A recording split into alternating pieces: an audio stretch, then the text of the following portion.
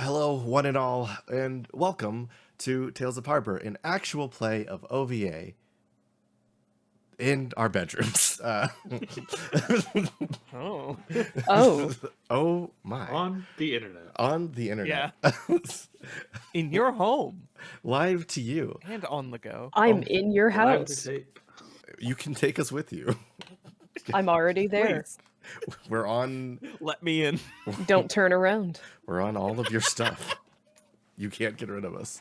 But no, yeah, welcome to Tales of Harbor. We're recording now. We're not doing it live. There will be special bits and stuff, but that's for the future. For now, if y'all are ready to play a game, I am joined by my lovely friends and collaborators and role players, beginning with Public Opinion, Yo. B Drops, Hello. and Action Shakespeare. Hi. Hello. Hi, hello. And as I said, I'm Wordsy, but we're playing OVA, a tabletop system that is based on anime bullshit. I love anime. If you've been following along so far, our adventures follow. I feel like I have to give a recap because we're not live of everything, but we're not going to do it all.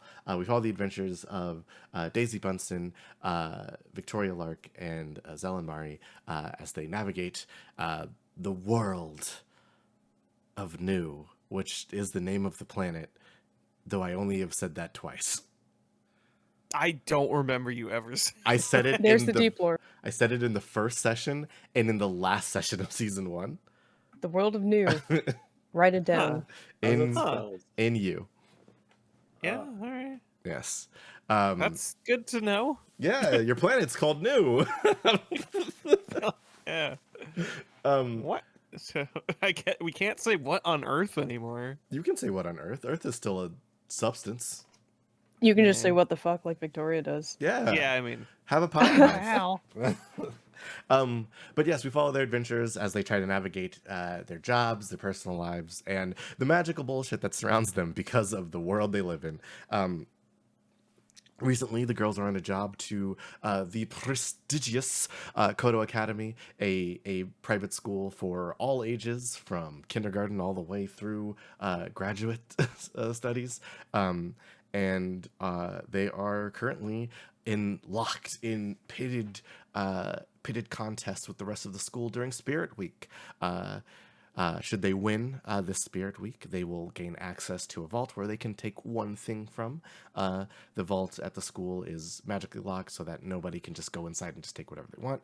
And their job dictates that they need to pull a particular item from the vault, a cape of some sort. Now then, when we last left off, everybody was kind of reconvening at the school as it was announced that it was going to be wacky races. Uh, the students were going to be tasked with racing from Kodo Academy all the way around a nearby local town and back to the school. I believe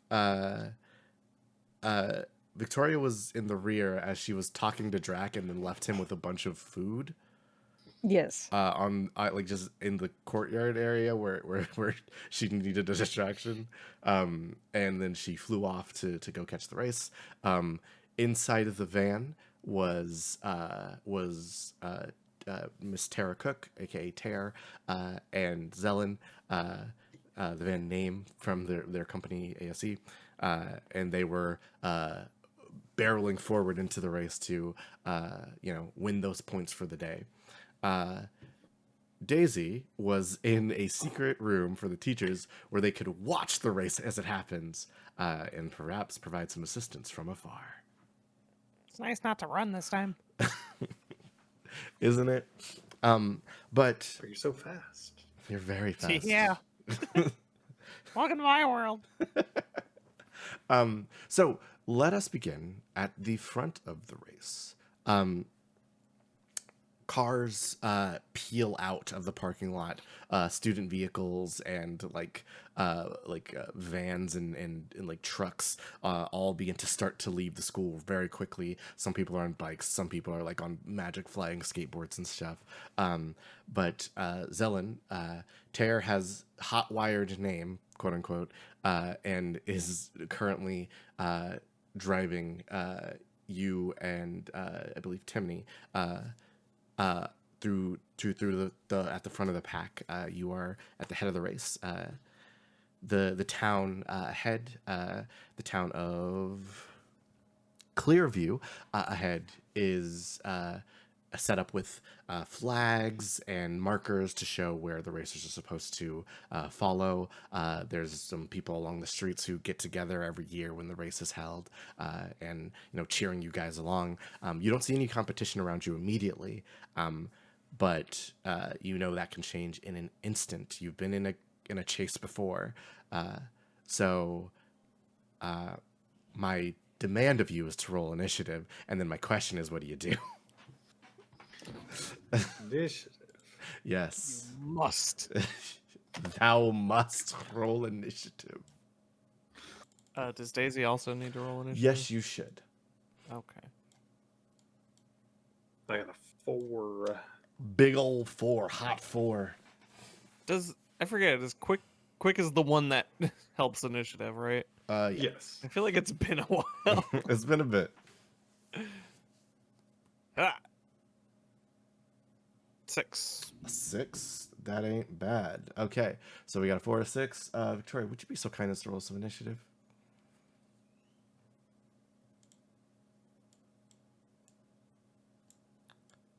Zoop.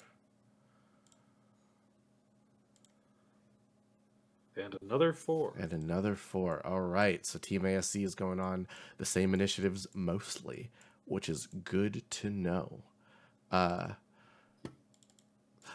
I looked at a pog and it said Duneberry, and I thought that was Denny Pebbles. Yeah. Very specific jokes. All right. Add turn. Because we're no longer live, I feel so much less bad about doing logistic stuff just with my friends. So I can rest easy. So we got a 4, a 4, and a 6. Not bad, Hey, are you guys. talking? I haven't heard you in a bit. Not presently. I am now, though. Cool. Yeah. All right. I just wanted to make sure. Keep up the good work. Keep it moving. Thank you. Likewise. Everybody keep it up. So Okay. So the race has begun as people begin giving chase around the town. You can, like I said, you see the people on the side, but Zelen, you are going to technically be our first attacked initiative. What are you up to? Well, Tara is driving, right? She has stolen name unknowingly. All right. So we need to swing by the shrine so we can drop these flowers off and become uncursed. What? We're in a race. Well, so it seems like a very bad place to have a curse. Terrible night. She kind of looks in the rear view mirrors, which adjust on their own, and she doesn't see anybody immediately. So she goes, "Fine, we just got to make it fast." So she makes a hard right, kind of plowing through some of the cordons and like ramming the van into a back alley to like head towards to where the shrine would be. So hopefully you guys don't lose too much time.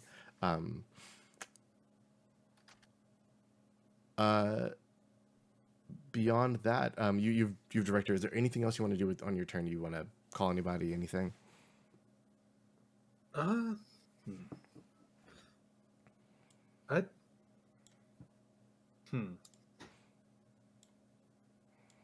kind of figure everything else will kind of take care of itself for the moment. That's fair.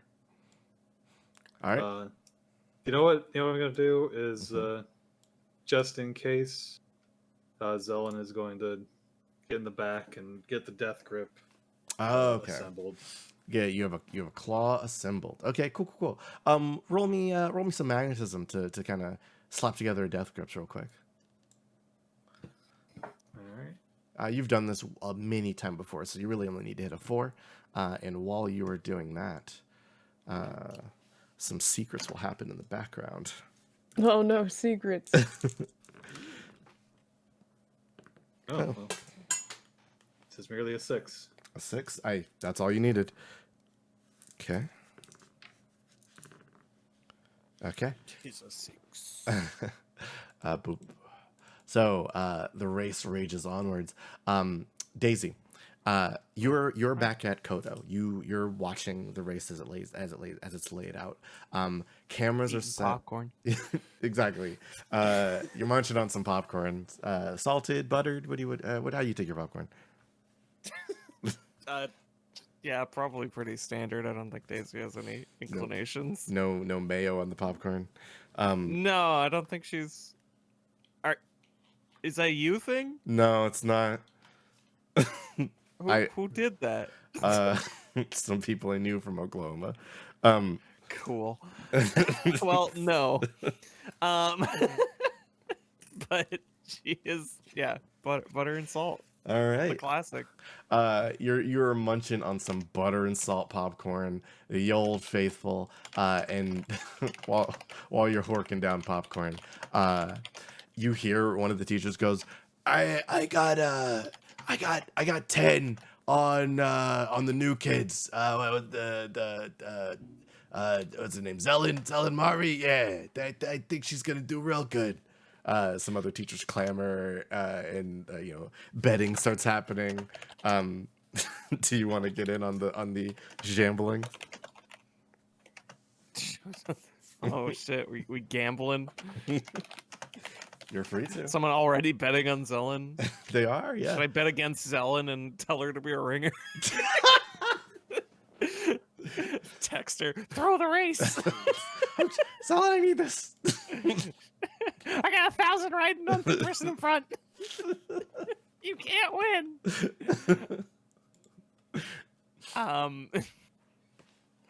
Daisy currently has $920. I don't know. Well, fuck it. Let's join the betting pool. How much are people throwing in? People are betting about $30, 30 to 1 odds. So the front car right now is Zelen and Tara, but that might change very quickly because on the screen you see them take a hard right like through an alleyway. Oh. Oh thank God.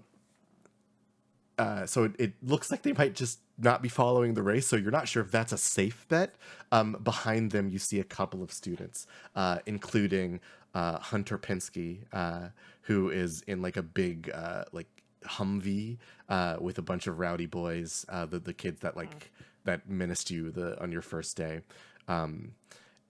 You also see on a bicycle, the only person that's keeping up with the cars appears to be a half ogre who is like teleporting forward on the bike. Huh. You might have heard the name Roisin. She is kind of the school's top athlete and very good with studying and sports. Wow. Mm-hmm. Well, someone's already got a bet on Zelen. Mm-hmm. So the person with the bet on Zelen is it's Carl Mann, the magical studies teacher. Of course it's him. It just seems logical. Take the first person in first place, and they're probably gonna win. Beige pants, lukewarm water kind of man. Hey, what's wrong with beige? No, I love Zelen. I'm fussing about this man. Carl knows what's good for you, and beige is a very safe color. Goes good with everything. Yeah. It really doesn't. It goes well with everything. Sorry. Everything I have is white and black. It's a real Maybe good. it just adds a little splash It's a real. to my It's ensemble. a spice of color. Um, uh, Uh, mhm. hmm. I don't know why I'm Daisy voicing. Because you're being Daisy. Daisy will throw 30 down Yeah. on the teleporting half ogre. Okay. Is that half ogre actually teleporting, or are they just doing so well that they look like they are? But column A, column B. So right. Rasheen is known around the school for having spatial distortion magic. So she can grab space and like manipulate it. In addition to being a half ogre and very strong, she is also powerful magically. So she is like, on corners, she is like grabbing the space and like pulling the corner closer, so she doesn't have to make as tight a turn, and then like dashing forward that way. Daisy determines that is probably going to help her cinch a like steal a victory, Okay. So and we'll throw her money towards her. all right, 30 to 1. So you have a good chance of making some cash here, Daisy. In addition, Daisy, so you see a couple of buttons next to the screen. The I'll mark myself down $30 less. Thank you. Each of the buttons seems to correspond to an action. One says delay, one says assist, and then one says roadblock. They each have a monetary value next to them. Delay is $5, assist is $10, roadblock is $45. Huh.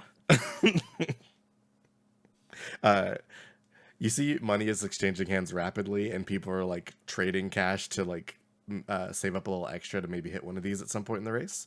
But nobody has done it just yet. So, what are all these? You see the Andrelphus, the demon with the peacock body, kind of goes, "Oh yes, the assist buttons. Yeah, it's just a little fun thing we rigged up as part of the race. If you put a little cash into the side of the monitor there, and select a racer, it'll either delay them by slowing them down in some way, assist them by helping them speed up or bypass an obstacle, or it'll cause a roadblock for everybody, which all the students will have to deal with. Just thought it was a little fun to the race sometimes. Huh. Yeah, it's good stuff. Who are you going for, by the way? I was looking at Rasheen. Oh, Rochelle. Yeah, she's a lovely lass. She's in my class. Yeah, real whiz with astronomy. Yeah, she seems pretty competent.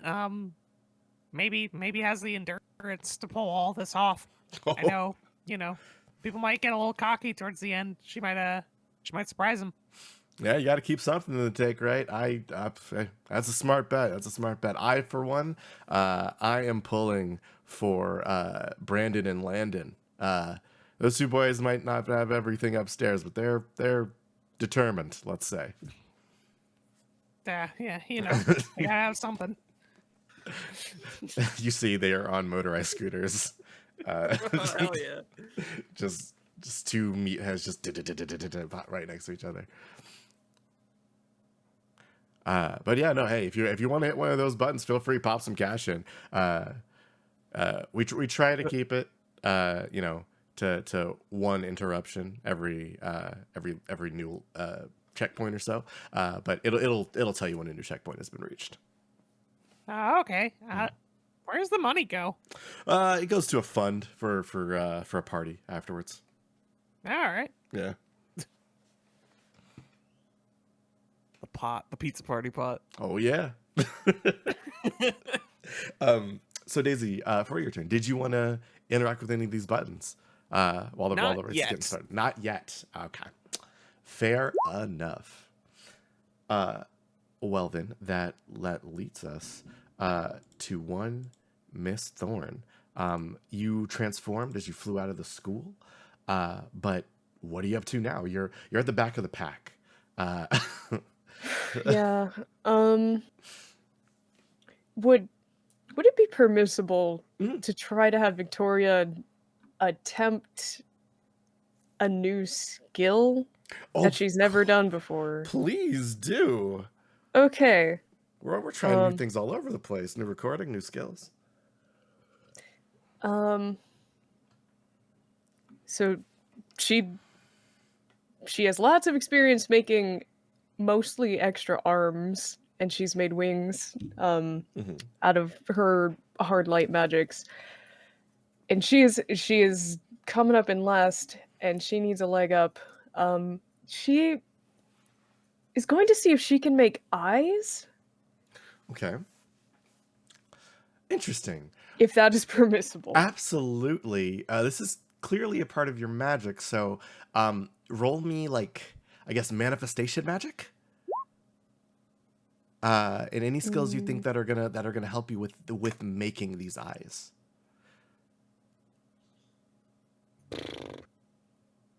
Knowledge magic would probably be good. I'm Yeah. I'm tempted to ask for perceptive. I don't know if that's okay to put in here though. Are the eyes being used for perception purposes? Yes. Yes, then that's fine. I would hope so. It'd be wild if you were using them to make wheels or some shit. I thought they were just to confuse predators. So they didn't know what to No. Actually, I mean, it's a marathon where we're supposed to be looking for specific hidden things, right? the race itself has a very set path. There are shortcuts and secrets and stuff as you move through, but the course is set like up. You can, if you're flying forward, you can see the course. So if you're looking for like shortcuts and stuff, this will absolutely be helpful. Let's find the best possible path. Mm-hmm. Maybe. Possibly. 15. 15 ain't bad. Okay, so you tell me what these eyes look like. Like, just describe it to me while you're in motion. So thus far I've described all of her other manifestations as starting as hands, so I'll keep that going. Yeah. They're going to be the full arms that sprout out of her as they typically do. Mm-hmm. And then they're going to split horizontally down the middle and open into eyes. Yikes. I remember that thing from Hellboy. So these eyes that come out of your hands, Like the whole arm just splits and all the open? way up. Oh man, it just opens up, revealing some big ol' eyes, just kind of bulging forward from what was magical arm flesh. You, yikes, you. They're homemade. They are. So from the back of the pack, I will say this gives you like vision on like the next closest racers to you. So you see Landon and Brandon on their little Vespas, and they are trying to take a shortcut to like catch up to the rest of the pack. You see, while the path goes around the town, there is a direct shot from like one corner of where the road starts to hit the town and like the midway section of the town. So like Brandon and Landon, well, they're in the back nearly, so they're going to turn off there and try and like just cut a straight line to like be in the middle of the pack once everybody like gets to the like midway point in the race. Let's see if they can move faster than teleportation. Likely not.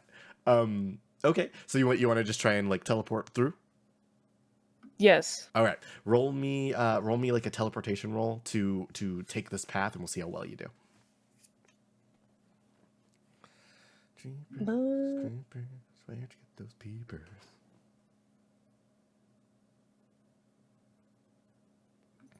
Four. Okay, so you start flash stepping forward, but I think you are a little surprised how tuned up these little scooters are, because you are like neck and neck with Brandon and Landon. Like you are teleporting forward bit by bit, and they're like every time you teleport again, they are eye to eye level with you, and they're just like, what? Oh, hey, because you keep going behind them.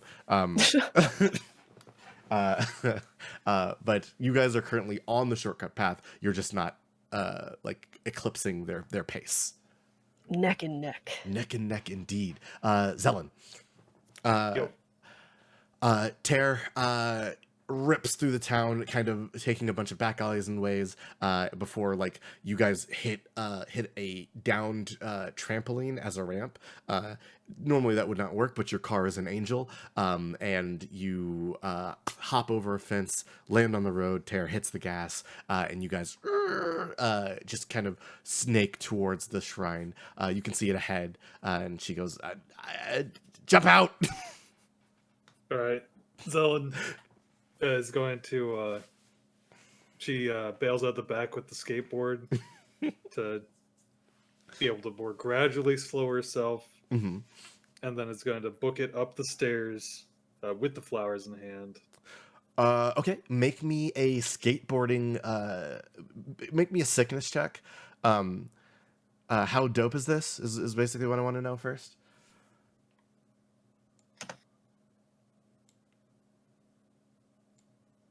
It is 12 dope. That's pretty dope. Yeah, Zelen, you hop out of the back. You land on the board. Just perfect balance.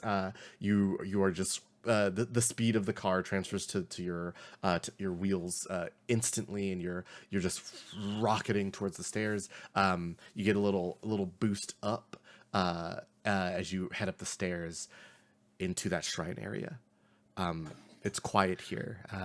You feel like a coarse wind, the smell of like something old and rusted kind of permeates the air around you. Ahead, you can see the shrine. You leave flowers, and that smell begins to recede, and you hear from down the stairs, "Get to the edge. I can get you with the.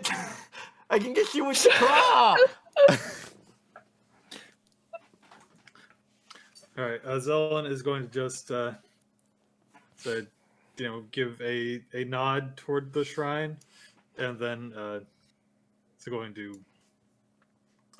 It's probably like there's probably like a smooth Yes, there's like a smooth something side. at the edge of the stairs. Yeah, Absolutely. she's just going to skateboard down that Mm-hmm. and build up as much speed as possible, and then let Timony snag her with the death grip. Hell yeah. Tear whips name around in a like drifts name around in a circle. The back swings open. Timony is like aiming with the death grip. You come off like the stairs. You jump and you kind of protect yourself. You get grabbed by the death grip and sucked back into the van. And you guys are on your way. No time lost. Perfection. As you land in the van, Timmy's like, "That was incredible." Very good, thank you. You have a. He points to like the side of your ear. There's a flower that is tucked behind your ear. Oh, I'm not going to mess with that right now. Sure. Understandable. As Tara says, "Shut up, Hector, we gotta go," and then hits the gas again, and you guys begin heading back towards the race, where everybody's starting to arrive at the midway point. Are we required to only hit the one checkpoint and the end? Is it kind of like the only checkpoint that is required is to reach the end. It is kind of expected that people will cheat a little bit. But it's just the first person there. Okay. So you guys begin heading back towards the town's midpoint. Daisy, top of the round, you see a bunch of students all surge forward. As you see like various cars and ways of locomotion just kind of like hit power-ups, essentially. Like everything, they start moving much faster than they were all at once. Hunter's pack is in the front, and Rasheen is like just slightly ahead of them. You see Landon, Brandon, and Victoria as they are taking a shortcut to the midsection of the race, and a little bit behind those three, you see Ter, Zelen, and Timony as they are like kind of making their way back into the race. You hear checkpoint 1 reached. Onto a new checkpoint. Current racers in the lead. Rasheen. And you see Rasheen is currently in the lead of everybody. Daisy finally sees that Victoria is participating in the race and goes, "Oh, I mean, she could fly. That probably would have been a smarter bet. It's slower. you can go in a straight line." It's true, but we do have to follow a set path, don't we? Oh, kinda. Technically. I'll admit the thought crossed my mind, but I didn't know if it counted as cheating because you said we followed a set path. Like I said, the set path is there. The only checkpoint that matters is the last one. Oh God, for real? On God, for real. Why did my dumb ass make assumptions? That, It yeah. feels like having the last checkpoint be the only one that matters means it's gonna be like Mario Kart 64 on Wario Stadium, where you just jump over the wall and jump back, and that's it. You do a Honestly. 7-second lap. That would be the sickest way to do it. Yet no Oh. one's tried yet. How do I tell Victoria to stop being legitimate about this? My honor. Well, maybe you just beat everyone at their own game. Yeah, you could win it legit too. It's just a thing that could happen. But yes, Daisy, you're watching like everybody's starting to convene on the midpoint because of shortcuts and stuff. So you see the surge from the pack of racers. You see the shortcut people all surge, and you see the people who were in the lead catching back up. What are you doing? Who's Victoria neck and neck with? Landon and Brandon, Terra's cronies. Right. I forgot that's it. Okay. I forgot their names. That's okay. It's Landon and Brandon, so I don't like blame you. How could I? You know? Daisy ponders a bit. Mm-hmm. And then how much money is it to hinder? Hinder is 5. She throws in a 5 Mm-hmm. to hinder Landon and Brandon. Okay, so you put $5 in the slot. $5 goes in. All the ears go ooh, and like as you put $5 in, and there's a big hubbub about it. As you put money in, and Landon and Brandon slow down, you hear some people go ah, because they were betting on Landon and Brandon to come from behind, and okay. You see from the crowd in the little town, skeletons emerge who are wearing shirts that say Walker on it. And they rise out of the crowd. They run forward, chasing Landon and Brandon, and then they just start throwing themselves in the wheels. What the fuck? Walker. They make certain to avoid Victoria, but the Walker skeletons, they all just start like crackling into Landon and Brandon's scooters. They're like, "Oh, no more scooters!" And Victoria, Several xylophones clashing. Victoria, you surge past them. quickly catching up to the rest of the pack, you can see everybody everybody's gonna reach a point at the midsection where it turns and starts heading back towards the school, and you're gonna hit there just as soon as everybody else. But Landon and Brandon are effectively out of the race. Unless Damn, that's a powerful ender. For well, $5. well, I'm gonna roll for them, but they're already one of the slower racers, so they don't have a lot of dice to roll with. So we'll see. They were getting by on their shortcuts and luck. Yep. And Daisy decided their luck had run out. Hold the power. God. That being Hey, said, used to this. I'm gonna roll for them after Zone's turn, but well that's good to know. Daisy, you some people start changing their bets as Wait, we can change our bets. well, some people are just putting money towards different stuff. You know what I mean? What's the cutoff? $150.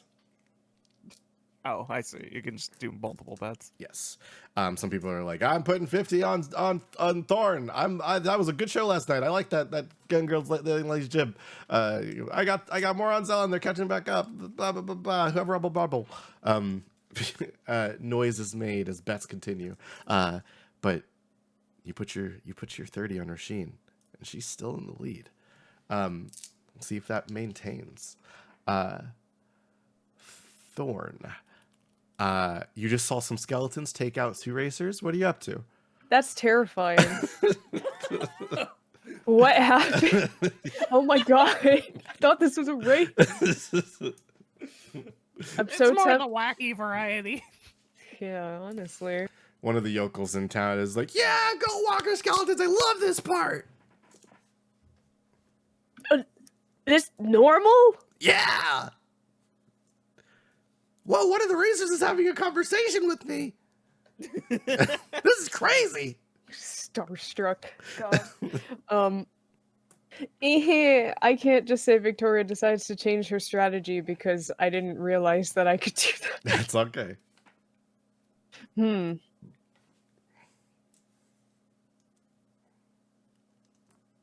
Still though, if she's actually catching up to everybody, Yeah, you're gonna hit the bin just as soon as everybody else does. Rolls are gonna decide how the order actually shakes out, but everybody's gonna hit the same point roughly at the same time. okay. Would it be possible to say Victoria perhaps catches up to this truly very safe slew of vehicles that Mhm. is converging in this area? Yeah. And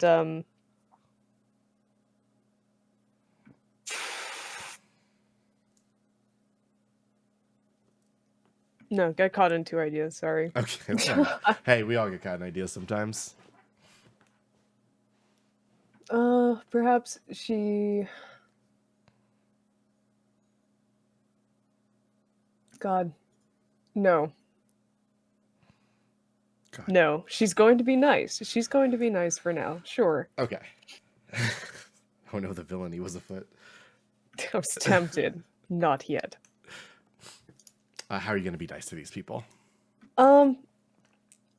She's certainly already literally positioned above the vehicles. Yes, you're. Fine. So would it be possible to help could you just grab onto one and teleport in front of it and chain that? Is that something that could help accelerate her? Yeah, absolutely. Because you're teleporting site targets. Yeah. So give me another teleport roll. As everybody hits the bend, you hear the squelch of tires, the roar of the crowd, and a whole bunch of people just kind of freaking out as like this is a big old climactic moment. That is literally the same set of die. That is the same set of dice. Is this something I would have added agile onto, actually, come to think of it? Possibly. There's also always drama dice. I'll add agile for now. Okay. No. Well, Oh. No. indeed. Let's try drama dice. Sure, we can't lose this race yet. I'm not ready to be a villain yet. Okay,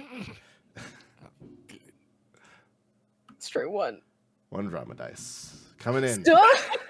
Oh my god, that's very funny. I think I need to change my strategy. 1, 2, 3, 4, 5. Thank you for Oh, the no. endurance. This is a sign. Yeah, okay. I can't take it back what had happened, but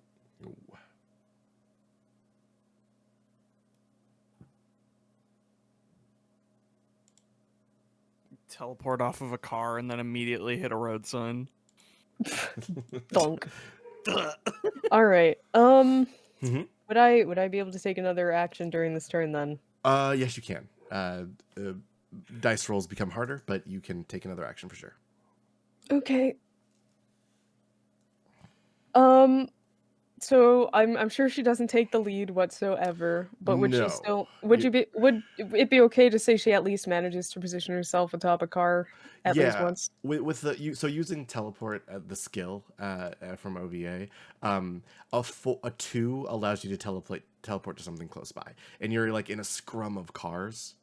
So I think it's perfectly cool for you to like be on top of a car. Let me see whose car you're on top of. You are on Jules' car.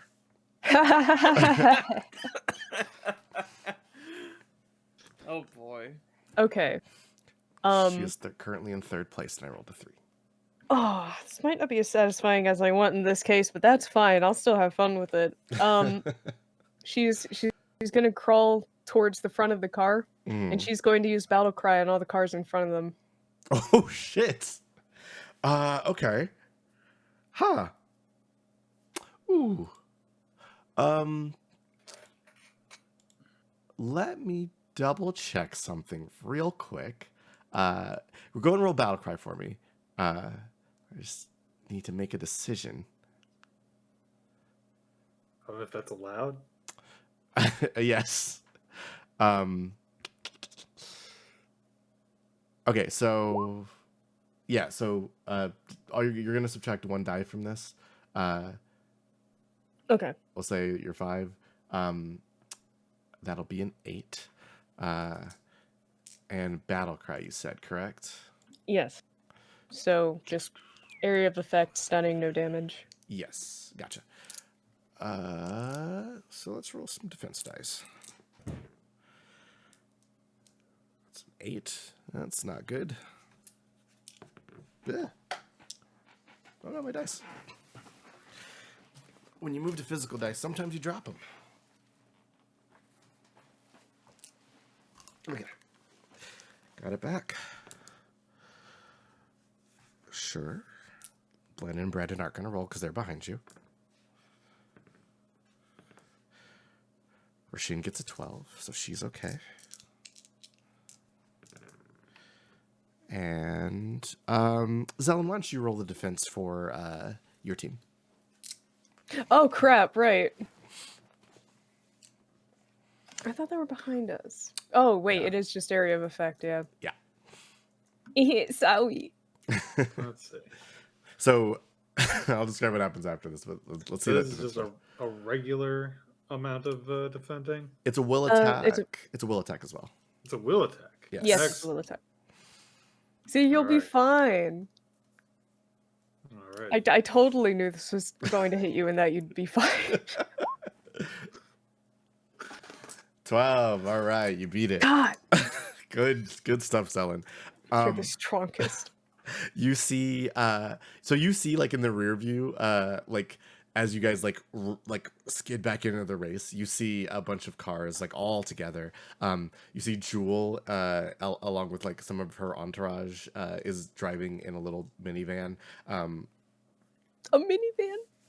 You see Rasheen is kind of ahead of you on a bicycle, just kind of pedaling very fast, just 1, 2, 1, 2, 1, 2. and then you guys are kind of in second place right now. You see Thorn land on top of Jules' car and then scream. Um, um, you've seen this scream before, so you have the presence of mind to tell Tara to cover her ears so she doesn't stop driving.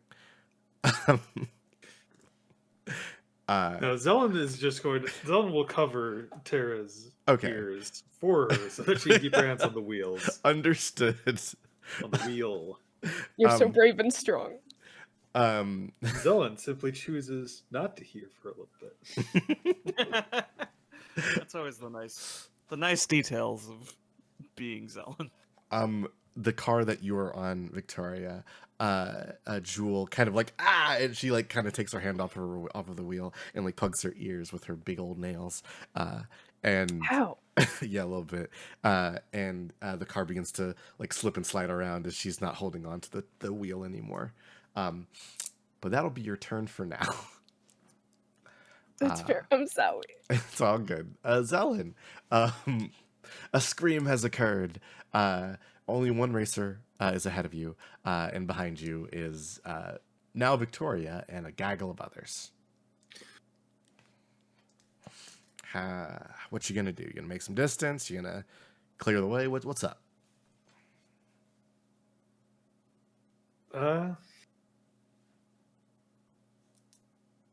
Let's see.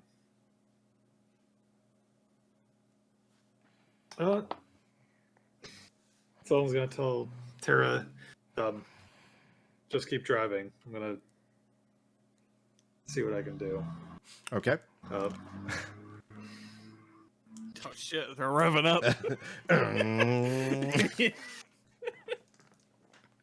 Man, we're going really fast, aren't we? You're going pretty fast right now. Yes. All right. Well, Zelen is going to. All right, she's gonna get on top of Name. Mm-hmm. Step one, and she's gonna look down the road for something metal, but like the crowd is like, are they behind barricades? Yes, they are behind cordons and barricades, so like danger, don't walk into the road. Yeah. Okay, so she's gonna telekinetically like snag a barricade and see if she can drag it in front of Rasheen. At a fairly with trying to calibrate the amount of distance so that she, is stopped by it, but not like you're not trying to hurt. You're trying to impede. Yeah, I'm not trying to drag it into her. I'm trying to drag it into her path so she's forced to slow down or do something to avoid it. Roll me a telekinetic attack. Alrighty. Ooh, she rolled very bad on her defense roll. I rolled an 8. An 8. Okay. She only got a 6. So, go ahead and go. How much damage does that do? There she is.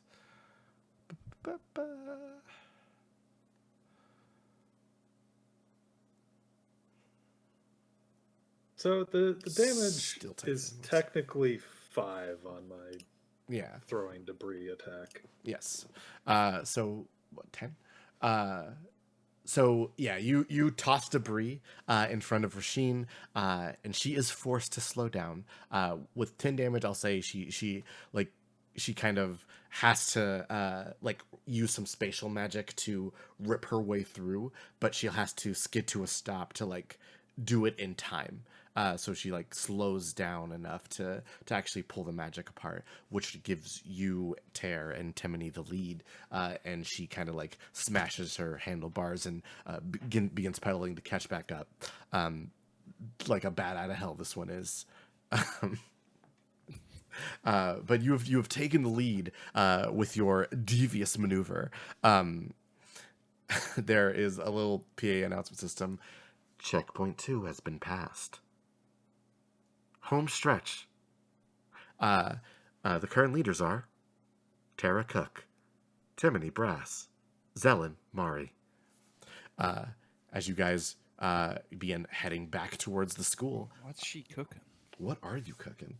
As you guys heading back towards the school, everybody else in the back is going to start making some rolls. Rasheen does pretty good, but isn't going to get all the way back up to you. They do very poorly. Landon and Brandon. Landon and Brandon. Sorry, Ooh, Hunter. Good Landon and job. Brandon, you gotta throw your weight into it. Try and slow people. You gotta block for the boss. Come on, gang. Well, unfortunately, they're very far behind. Hunter actually kind of starts to make some ground on you, but he hasn't caught up just yet. That brings us to Daisy. The race is unfolded in unique ways. Students are screaming. There's barricades being thrown around. It's chaos out here on the racetrack. How are we doing today, Daisy? Daisy would like to make more problems. Sure. Seeing this new development and wanting to do her part to fund the pizza party. Just a little. And to keep the spirit of competition fresh. And it's, nothing to do with how the one she bet on has now fallen a little behind the front of the pack. She wants to activate the all-encompassing obstacle. It's time for everyone to adapt. Whew. I forgot how much that one costs. 45. Wow, that's the big one. Yeah. Yeah, all right. Daisy's getting in good with the pizza party. Hell yeah. She is ingratiating herself to her fellow staff. She's dumping the 45 in there. You see a bunch of people kind of make jokes about do it, put the 45 in, come on, do it, and nobody actually gets up to do it. Daisy steps up. Daisy, you step up, and they you already put some money in. Everyone's like, oh shit, she's gonna do it. And you put $45 into the machine. It slides into the slot, and then it says Ultra Devastation.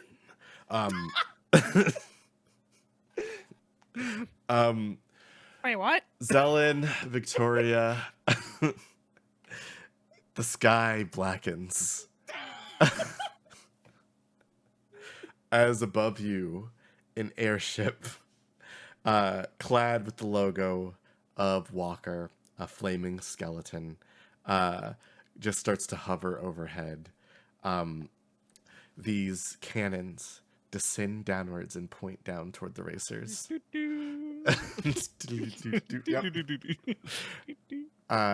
You don't know exactly why this is happening or what this means, but I need everybody to make defense rolls immediately. Against a 8. 12. That's pretty good. Couldn't have gotten a 12. So what? Can you describe the form of this attack Yes. a little bit more? So the cannons descend down and then begin shooting gray globs of Play-Doh that kind of start to cover the track. You see a cameraman who has been buzzing along hits one of them and then just stops dead in his tracks. He just kind of gets stuck. He's like, shit, no, the racers, no. My shot. My shot.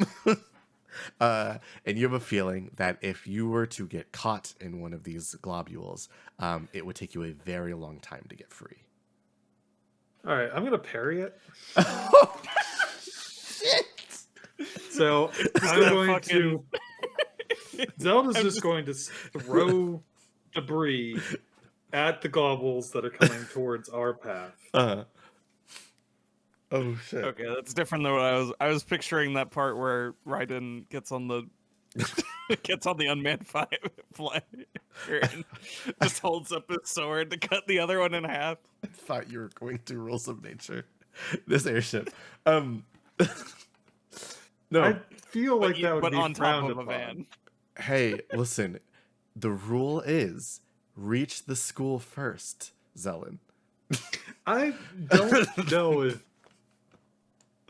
I feel like committing grievous injury to people is frowned upon. Okay. It's just Hey, the assumption I have. I'm not here to tell you what to do. So you're just going to try and like block the globules in your way. Okay.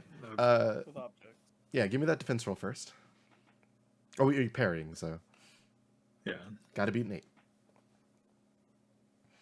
Let's see.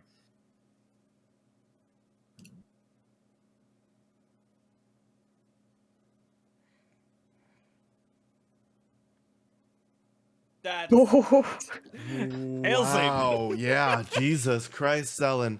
Do you have something for this? Because I do. What do you got? As these globules like begin to they're shooting ahead of you, you catch this, and as Tara is just like driving forward, you see her foot start to come off of the gas, and you quickly make like a makeshift tunnel for you guys, shielding you from the globules entirely, and she just kind of hits the gas going forward, just moving through the tunnel, completely ignoring the obstacle. As other racers have to deal with this, you guys are just protected. You have the frame of like the race just kind of like overhead, just stopping anything from getting to you.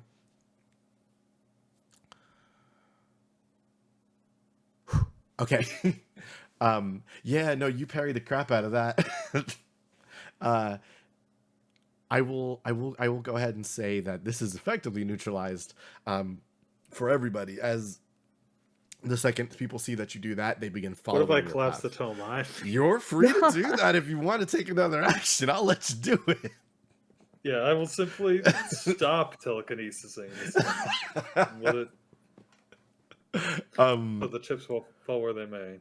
They shall. Okay. Yeah. Give me one more telekinetic check, minus the dice. Just to Well, like do it in time. I,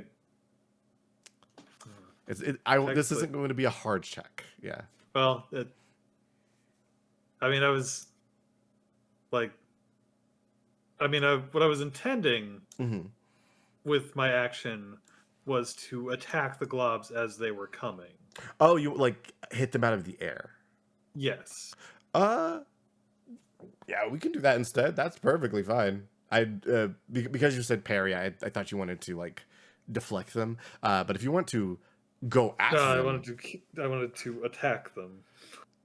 yeah, that works too. Yeah. Yeah, I mean, ripping up stuff and like throwing it at the globs, like cutting them into pieces before they can like land in your path, perfectly fine. I guess that'll actually change some defense rolls over here, but we'll do that later. So you are protected from this still, but you don't have to worry about like collapsing anything. It's just going to not impede your guys' progress going forward towards the final stretch. Yeah, that's what I was going for. Gotcha. Thorn. It's raining goop. Hallelujah. Hallelujah. It's the rapture. And so they said, on that day, it would rain gray shit from the sky. Oh no. Yeah, it's like Revelation 69:3. Um, You see Zelen deal with this handily, just kind of like cutting the globs in half as they surge forward past them. What are you doing? I'm tempted to say something that might stir up a little drama. I don't know. Oh. I love a drama. It's popping. Okay. Is Victoria within like vicinity of name, or is she still lagging behind? You are behind them, and they are starting to make distance. If you don't do anything now, they might be too far away after this. Okay, Victoria's going to use her glove to speak to Zelen. Oh, okay. And what do you say? She says, "Great job. Okay, if I can just get in front of name, then I can win."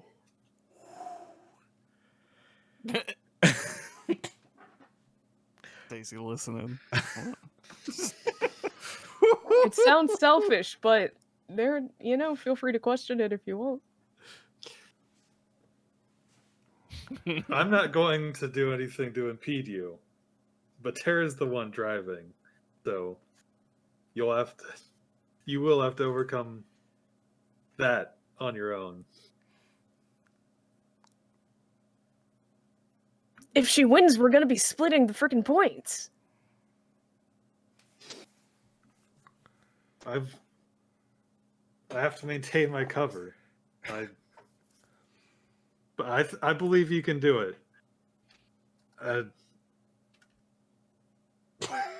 Tell you what, I have an idea. Piggy popcorn cup. What is this?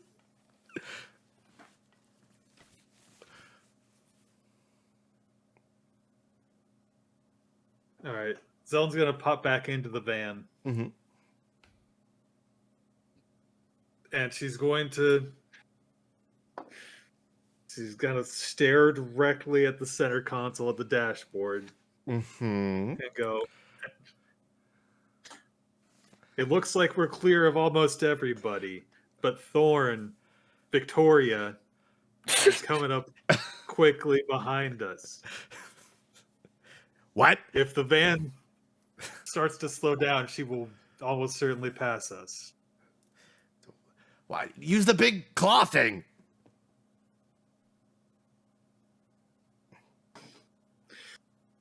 I'll give it a shot. She's very agile. Fine.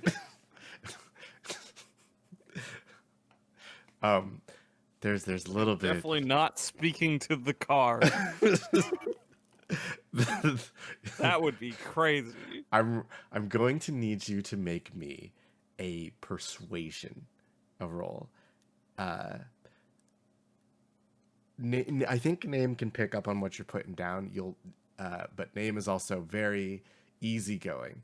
So to convince name to take action like this, and I'll need you to make me a persuasion roll to have name kind of maybe throw the race a little bit. Well, I got nothing to add to this, so All right, need a 6. it's a reasonable percent chance of that happening. But instead, I got a 5. So close. Okay. So you don't get any verbal feedback from name. And as you mount the death grip, do you fire it? I wait a moment to see if I detect anything from name, if they're going to do anything to help. But if they aren't, Mm-hmm. Zelen is going to send out the death grip and grab something heavy. Okay. Yeah. Okay. What heavy thing do you want to grab? You tell me. They got. Let's see. They got I don't know. Maybe a dumpster. Hell yeah, they do. It's a town. They gotta have them. You can just grab a dumpster. I'll let you have that. the Right. the crowd scatters as you grab a dumpster. Oh, Oh god! All right. I just need something to slow us down a little bit. Oh, to make it heavy. Okay. Tara's too busy focused on driving, so the added weight does slow down the car, or the van. But she's just trying to like, keep her eyes on the road. Thorn, is there anything else you're doing before we move on to the racers? Because it's technically all on Thorn's turn. Yeah, technically just all she's truly doing was waiting to see what Zelen would do to give her an advantage and just making her top speeds. She picked up a dumpster and is aiming it at you, I guess. No, well, so the goal was to look like I was trying to grab Thorn and grab the dumpster okay. instead. Okay. I'm gonna roll a thing real quick, for that. In that case, then she's none the wiser. Yeah, you grab a dumpster and it. Oh, yo, Yellen, you've missed. It'll take a second for me to clear this. Hurry! A Thorn, you see that they have slowed down a bit as they've picked up a whole ass dumpster. Excellent. This bodes so well for first place. Indeed. All right. Let's make some rolls. So the other racers are a little bit behind because of the big old roadblock. You guys have made a lot of distance on them. 2. Hunter and his team making their way through with some relative ease, but Rasheen's time to shine with an 18. Ripping out of the back, Rasheen on her bicycle just kind of hits a sick trick and spins the handlebars and is Oh shit! is coming after you. You guys ever run BMX? You see her staring daggers at you, Zelen. But you guys have a decent lead. And that is going to take us back to Daisy. I feel like I've done enough. I do want to say that Jewel was caught in the goop. Daisy wouldn't laugh like that, but also I don't think she knows. Oh no, she saw Jewel once. Yes. She has no real stake in Jewel. No. She's more part of the general group that she's worried about, less than an individual. Anyways, You don't have to do anything. You can just watch the race. yeah, too. Daisy is at this point not interested in dropping more cash. She spent $50 on this race already. That's true. I feel like she should do something though. What are people doing around here? Some of the teachers are like on the edge of their seat. This is the most like anybody's ever actually used the like delay mechanics. You see like a couple of them are like kind of like shit. I bet it on Jules' car shit, and they're like just giving their money to the person organizing the bets. You see that like the people with like that have like Hunter little pennants are like, yeah, you can do it, go. His little fan club?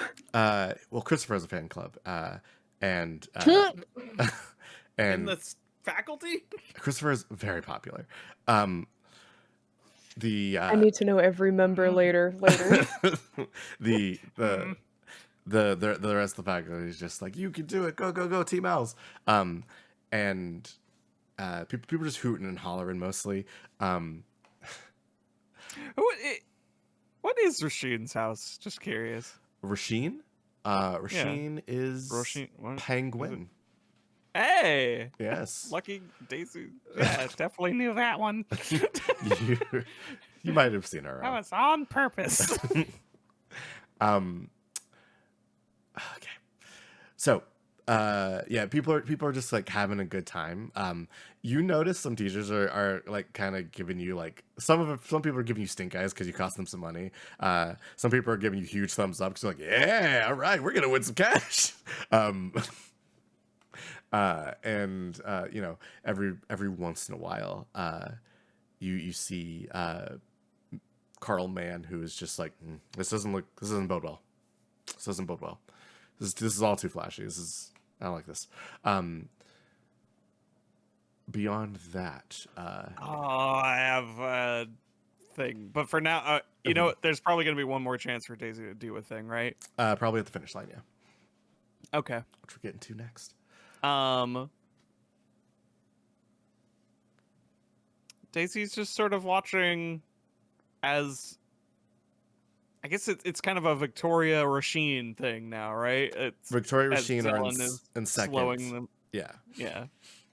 But It's kind of that group, so she's kind of just like, she's watching. She's watching the progression. okay, as you're watching, the final stretch. The school should be in sight soon. And as that is said, you guys see as you round one more bend, there's the school with a big old checkered finish line. Any students who just dropped out are back already, and they're just in stands, just going, "Whoa, come on, let's go!" You see Drac is there with a bunch of to go bags, just kind of waiting at the finish line. Melanie and some other students who did not participate are also here. Constantine is holding the checkered flag, and Christopher is on a podium, just kind of watching the race from his own monitor. Now then, you three, I guess you two, in this final stretch, Zelen and Ter are slowing down. So I'm going to add an extra dice to Rasheen to like indicate that advantage. And then I guess Victoria Thorne, make me another teleport check.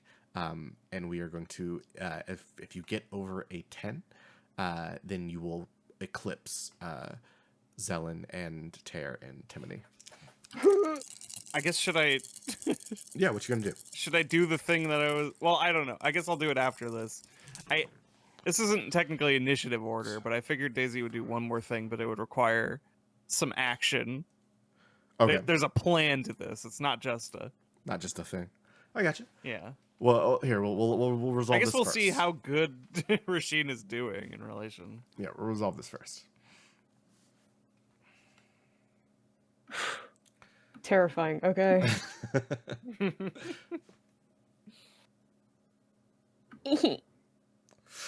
No. That's bad. That's Oh no. unfortunate. Very. Well, we got Daisy and Drama dice. You do Or have Daisy and Drama dice. Just not first place. So, Rasheen did get a 10. So she like breaks through and is ahead of you guys now. She's ahead of the truck and you, Victoria. Victoria, you're Well, so I've still got this dumpster hanging out back there. you Should sure I try do. and stop her as she's, attempting to pass? Yes, and if you do that, I'm gonna yes, roll me like an input and some magnetic telekinesis to slow her down. While you're doing that, Daisy, what are you up to? Because right now you're kind of a triangle race here. I was gonna say if Victoria is can get close enough, Daisy was gonna try to more or less That's bad. communicate. It's not It's not good. More or less communicate that she's going to send something at Victoria, but if Victoria is prepared, she can redirect it. okay. So She can maneuver with preparation. She can maneuver past it to hopefully make it get the other person. with insider trading, I gotcha. So Yeah, because she's got the glove, you know. yeah. So here's what happens. Everybody's glued to their seats. So Daisy like can just go to the side and just be like, "Hey." Okay, so here's what happens. Zelen, you try to stop Rasheen with the dumpster. I roll a 3. She I ain't throwing drama dice at that. understandable. She rolled a 6, so so she kind of is ready for you this time. She grabs space, just kind of jukes to the side, kind of moving her bike just in sideways while still moving at full speed forward, and then just keeps moving past. Daisy, what do you want to tell Thorn?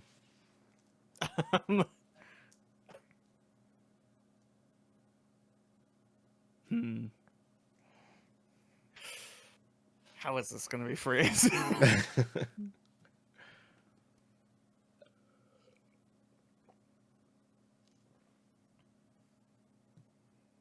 God, there's really dramatic music in my ears. It's really fitting for the final stretch, but it's making it hard to think. I'm sorry. That's on me. I picked really dramatic racing music. That's fine. Daisy is going to say,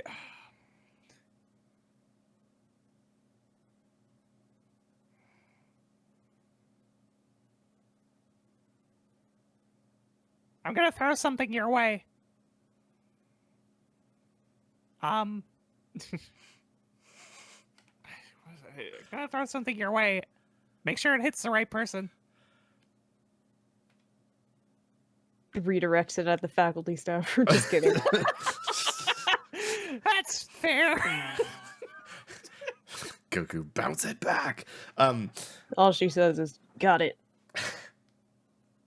yeah, Daisy slips one more 5 to target Thorn. Okay. You put another 5 in.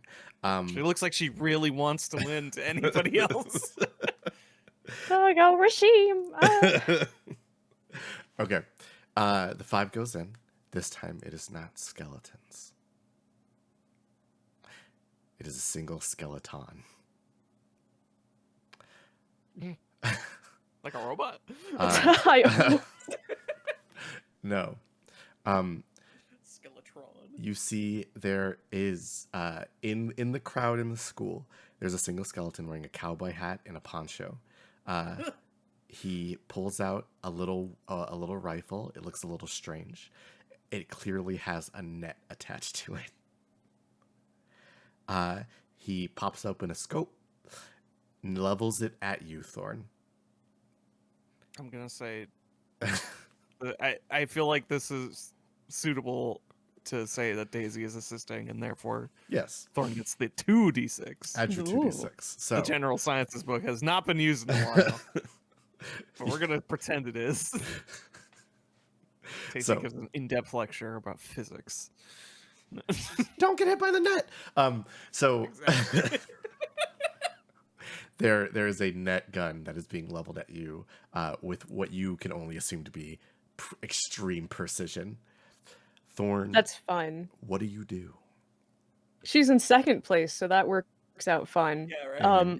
She's going to angle herself directly behind Rashim. Mm-hmm. Thankfully, it's a race, so that doesn't look that weird. No, yeah, you're just drafting, right? She is going to, because she's been teleporting basically this whole run, she is going to attempt to time the next teleport as the net is coming towards them so that she can escape its vicinity entirely and it will only catch Rashim. Give me a defense roll using your teleport dice and add the 2d6 from Daisy. You are going to need to beat.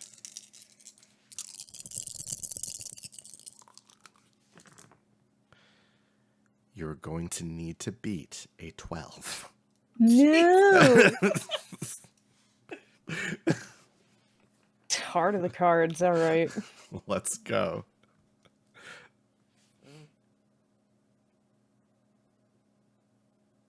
They ain't called not dramatic dice. Would I add agile to this as well? This I think you can. Okay. Yeah, you're maneuvering to get yourself behind her, and then you're gonna move at the last second. Okay. Movement. Let's see it. Ooh, it all comes down to this. Ah! Ooh, Ugh, so gross. close. I had 7 whole die. Yes. Dang. Before I call it, do you want to use any drama dice here? Odds aren't great. They are. Yeah, that's the The problem. The odds- odds are not good. I they would need a 6 to even match. You would So need a 6 to match or multiple other 17% numbers. chance of that happening, though. and then I'd still need to use more. Yeah, unfortunately, as much as I love to just exhaust Victoria into uselessness, this might just not bode well. I think she just has to take the L here. Okay, that's perfectly okay. So, I rolled 2 6s. I was like, God damn. So you angle yourself behind Rasheen, and the net is fired. It sails through the air. Rasheen sees it at the last second and sees what yours doing, puts it together in her head, and then just like rips open a little space between above her and below her, and then her bike goes up, she goes down, the net splits the difference and hits you directly.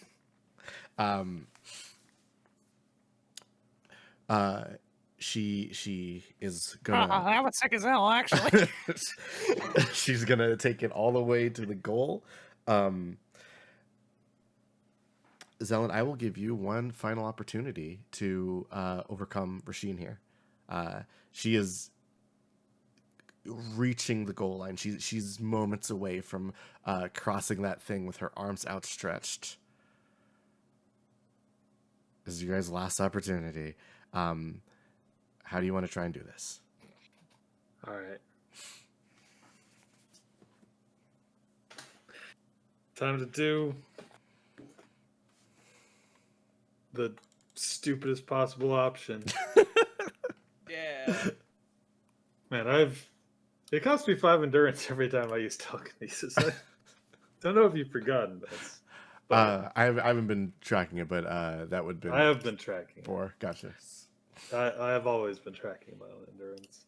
Good to know. Thank you. All right. Okay.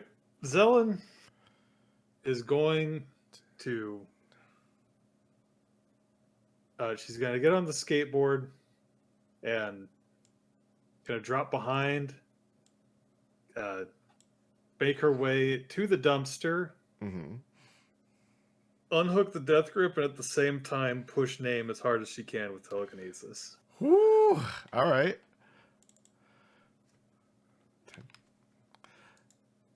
Yeah, okay. What the fuck? Sailing back. Okay. Ooh, this seems complex. So, All right, pop that telekinesis. I'm going to spend 10 endurance on just juicing this up, like before the roll. Okay. So, Big juice. Oops.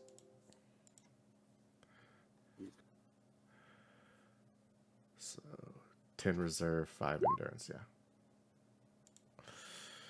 it's a 12. That's pretty good. Okay, I'm gonna have her roll again. She is rolling with less dice than you, but anything's possible. Oh man, I was about to make a lot of money. $930. Fuck.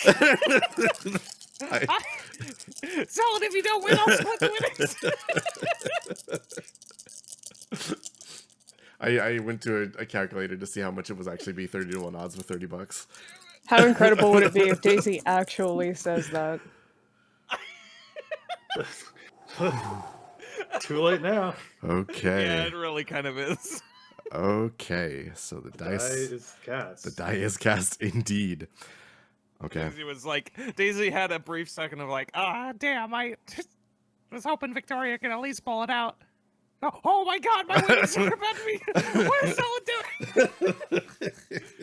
doing?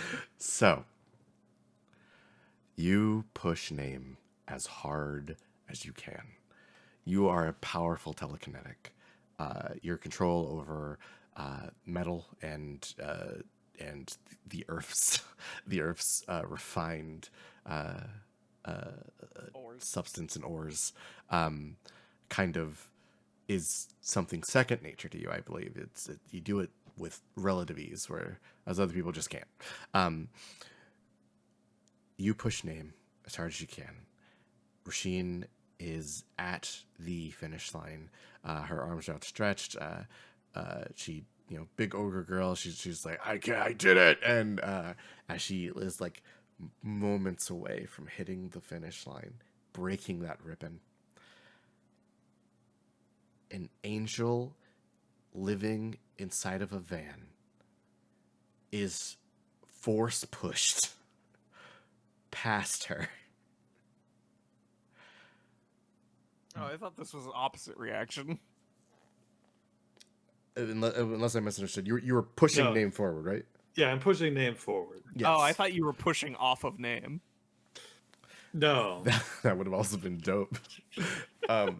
But no, yeah. Rocketing off of the bounce of your own magnetic forces. The whole van just hits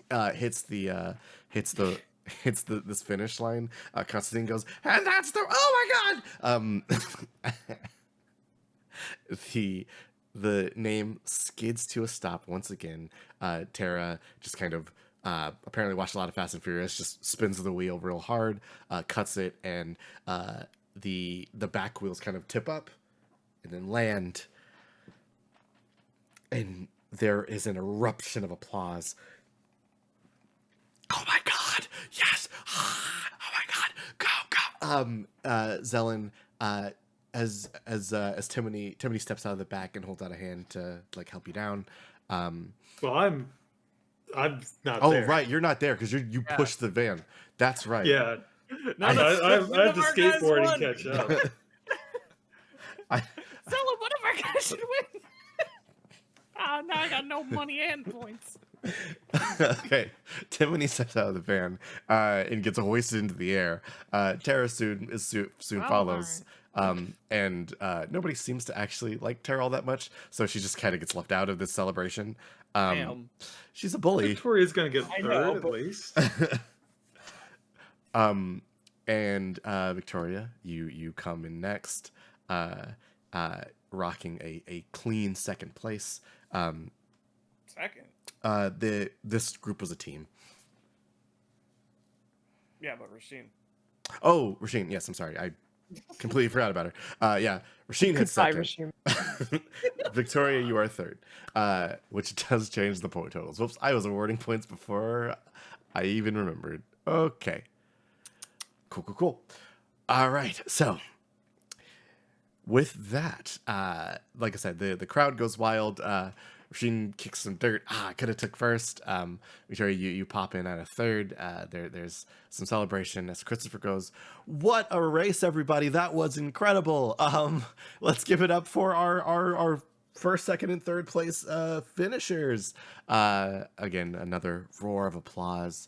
And the crowd is just kind of murmuring amongst themselves back in the teachers' lounge. People are like kissing money. Carl Mann, who had put our money on the first place car, which was Zelen and Tara and Timney, is like counting stacks of money. He goes, this is gonna go towards some fantastic hardtack.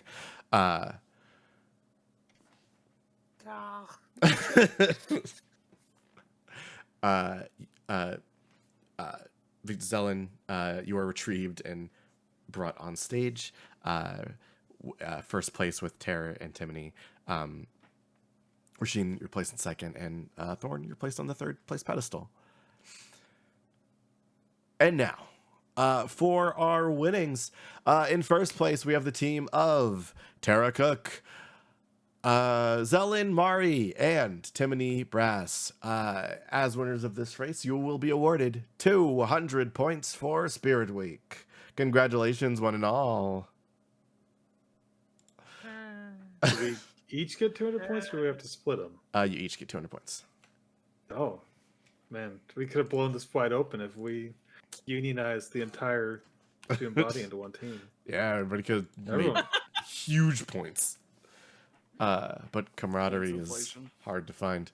In second place, Rasheen, with a fantastic effort without a vehicle, outside of a bicycle, winning 100 points. Good job, Rasheen. A bunch of cheers and hoorays go up. And finally, in third place, last but not least, Victoria Lark with an additional 50 points. Congratulations, Miss Lark. Let's look at the standings, everybody. First and second place, Zelin Mari, Victoria Lark. 250 points, 250 points.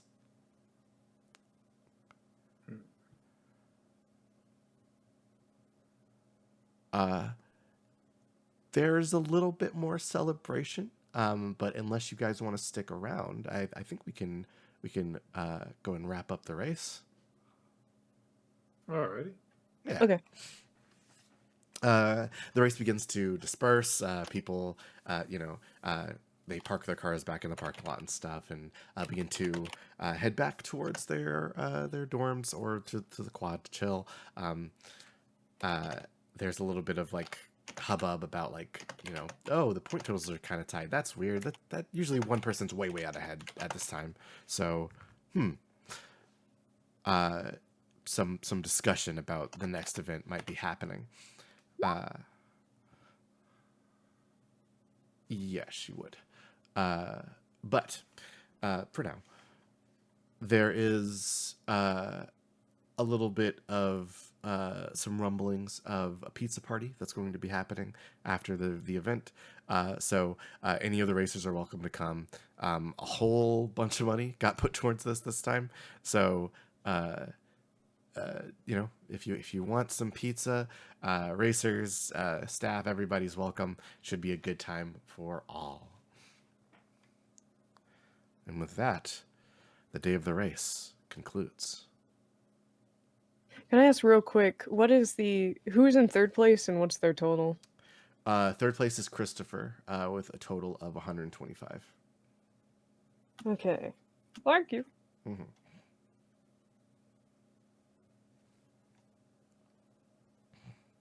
Or 150, because he got 50 from the first one. Anyway, with that said and done, though, where's everybody headed after the race? After some cool down period, get some Gatorade in you or whatever.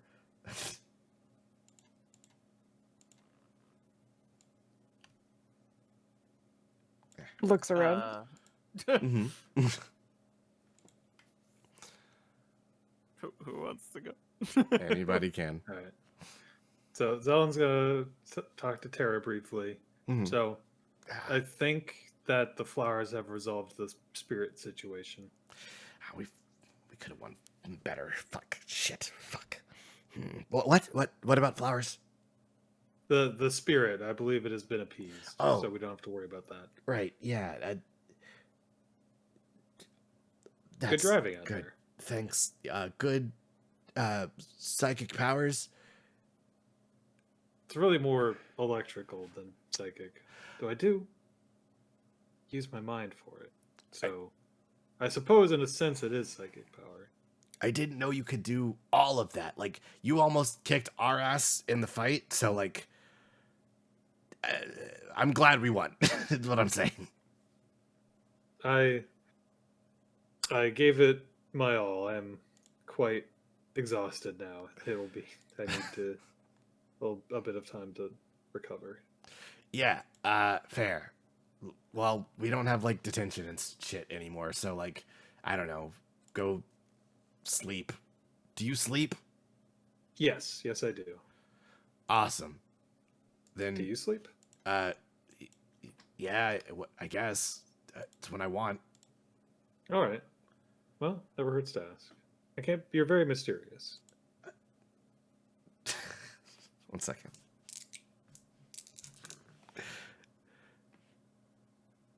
She kind of smirks, goes, I mean, kind of, yeah, so. All right. Well, you have a good night. You too. Go sleep. All right. Well, how late is it? Not super late. It's like, the end of the day. Sun's starting to go down, but it's, there's still sunlight left. All right. Well, Zelen feels she should track down Victoria while everyone is in the post-race Yes. crowd. Sure. Victoria, where are you at right now? She's probably out there just staring at the leaderboard. Yeah, you're technically you're still in your name is above them, but you're tied for first.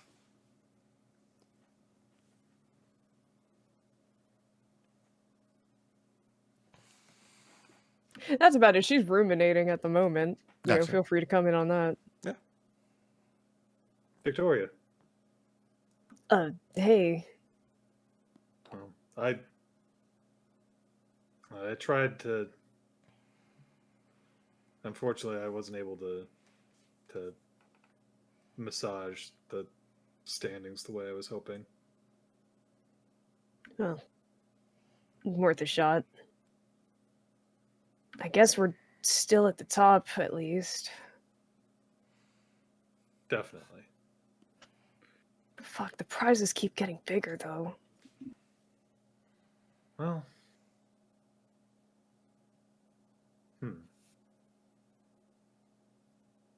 Maybe we should talk to Daisy and see if she has like any kind of insight on what the next one's going to be. If we could, try and prepare for it rather than being surprised as these previous ones have been. Victoria scoffs. Yeah, sure. Whatever. Well, there's also the chance that the student. Well, maybe they were surprised by them as well. So, perhaps it.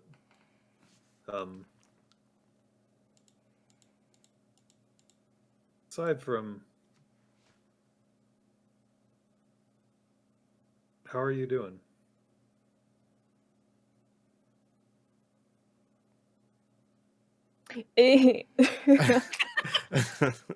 No, she doesn't make that noise, but God. He makes that noise. You can... She does take a moment. It's pretty clear that she doesn't know how to answer that question in a way that isn't exploding, so she makes a few faces, she shrugs. Still in the lead, so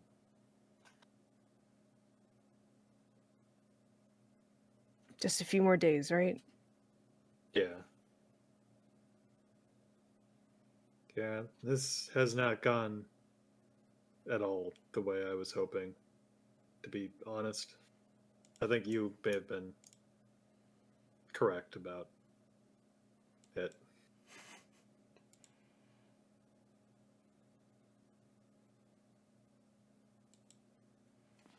Oh. Well, If only anybody fucking listened to me. well, I have other people I also need to go apologize to. I'll see you later. She... Oh, she looks like she feels a bit bad for what she said, but she doesn't. She doesn't say so. She just says, yeah, okay. See you tonight. Yeah.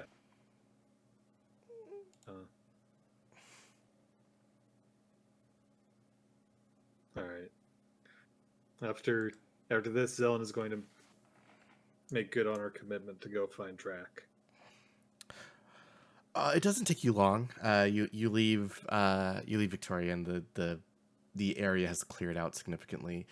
Drac is just kind of there holding multiple sacks of food, kind of arms weighed with various items from different on-campus restaurants.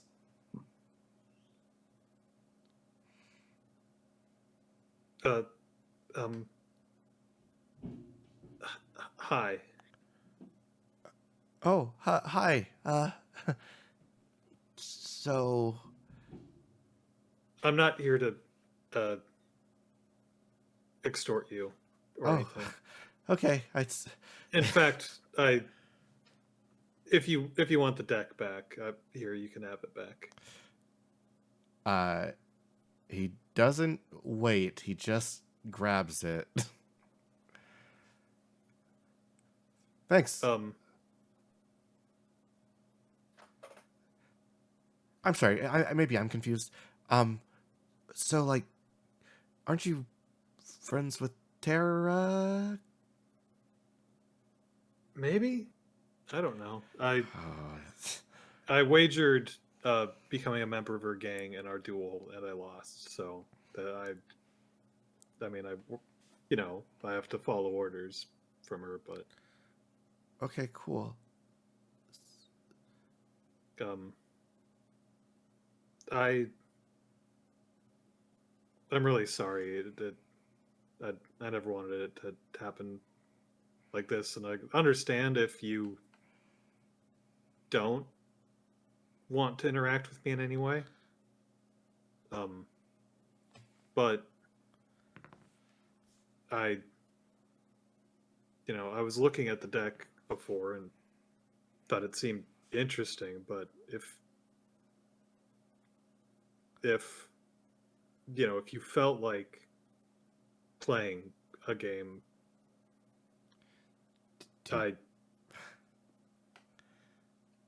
Do you want to play Rider Revolt with me?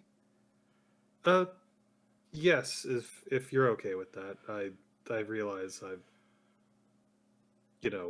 harmed you, and if you didn't want to, that would make sense.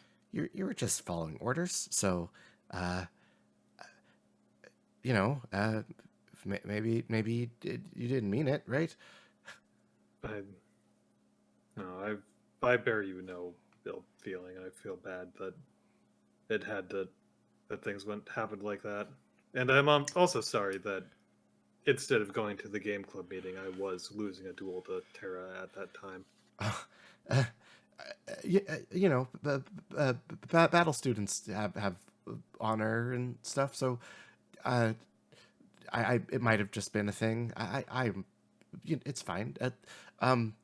If you want, I'm gonna be playing some Rider Revolt tonight with the rest of the club. If you want to hang out.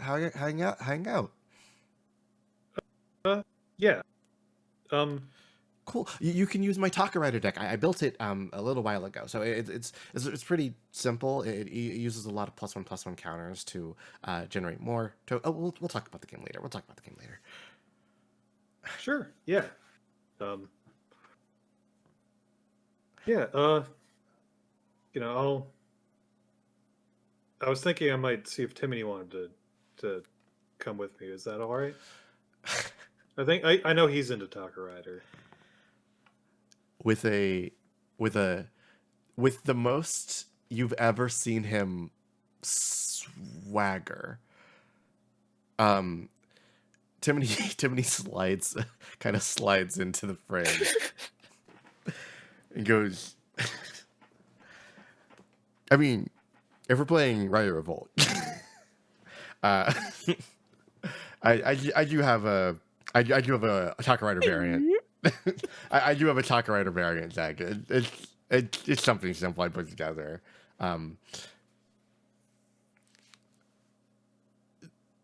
there is like visible excitement in Drax's eyes, and Timony, you're is Timony really cool to this kid?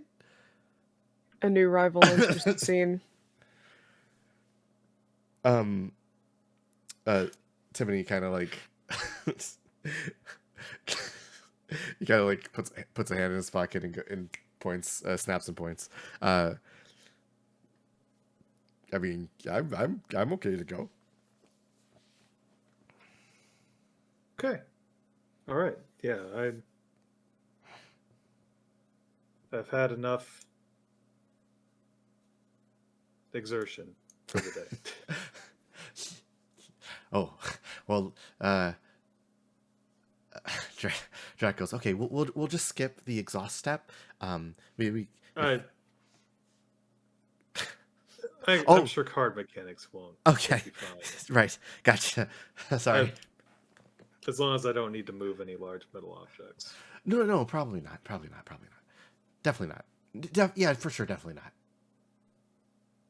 No, definitely not. And Drac kind of leads you guys off to go play some Rider Revolt. Did you have anything else you wanted to do tonight before you chill out and play some TCG? I think that's it for Zelen. All right. Yeah. Zelen, you I'm pretty sure that's it for Zelen for tonight. Gotcha. As you make it to the club room, you see like a bird, like kid, almost ostrichy, not an albatross like Constantine, who goes, "What's up, dude?"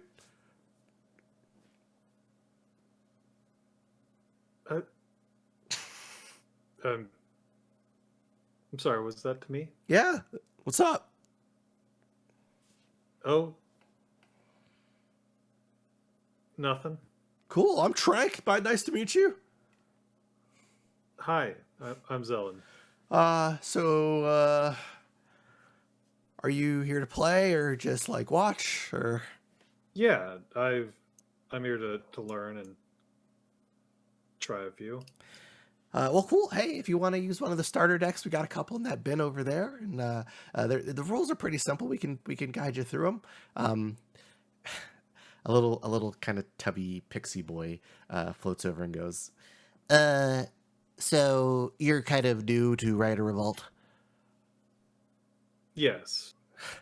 Well, if you're looking to play anything, I might suggest a black deck. It's fairly simple, even someone like you could understand. Shit. All you really got to do is you're gonna make something really big, and you're gonna attack their security. Should be super simple.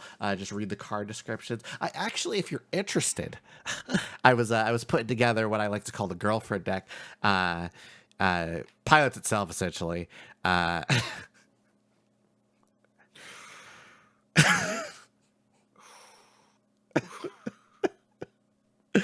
Gliz Bitterdew, by the way. Nice to meet you. Hi, I'm Zelen. Wow. You may have seen me in the race earlier. Well, where I, threw a van. Of course, Mademoiselle. We love a strong woman. Life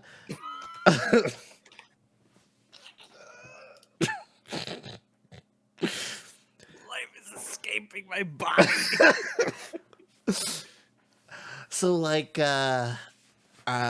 what are you interested in trying out? Have you ever made your own Rider Revolt deck? Of course not. What I'm saying. Of course not. Definitely not.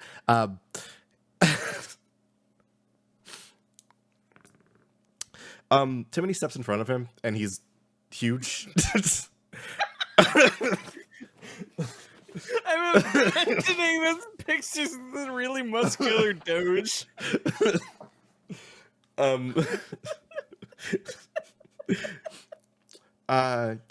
Sorry. Glitch, was it? I was just gonna show her how to play some of the decks over here, if that's okay. And Glitch goes, I'm sorry.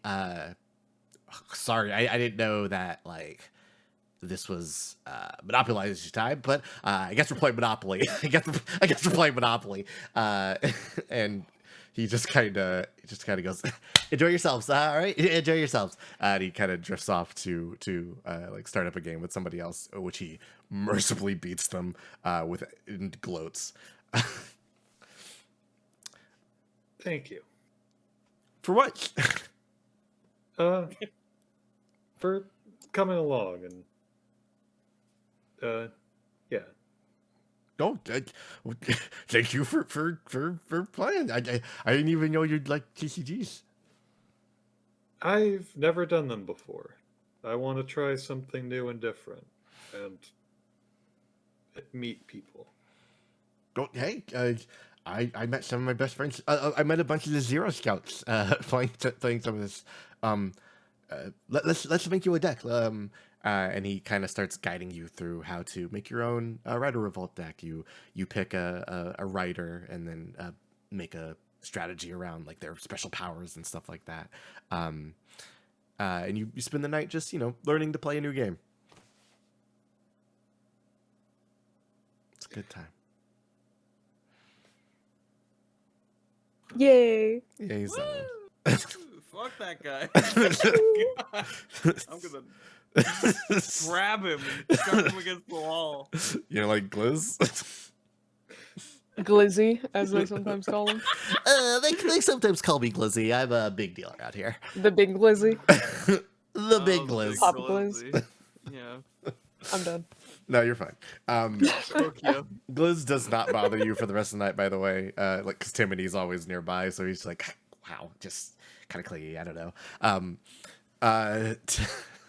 Thorn, what are you up to?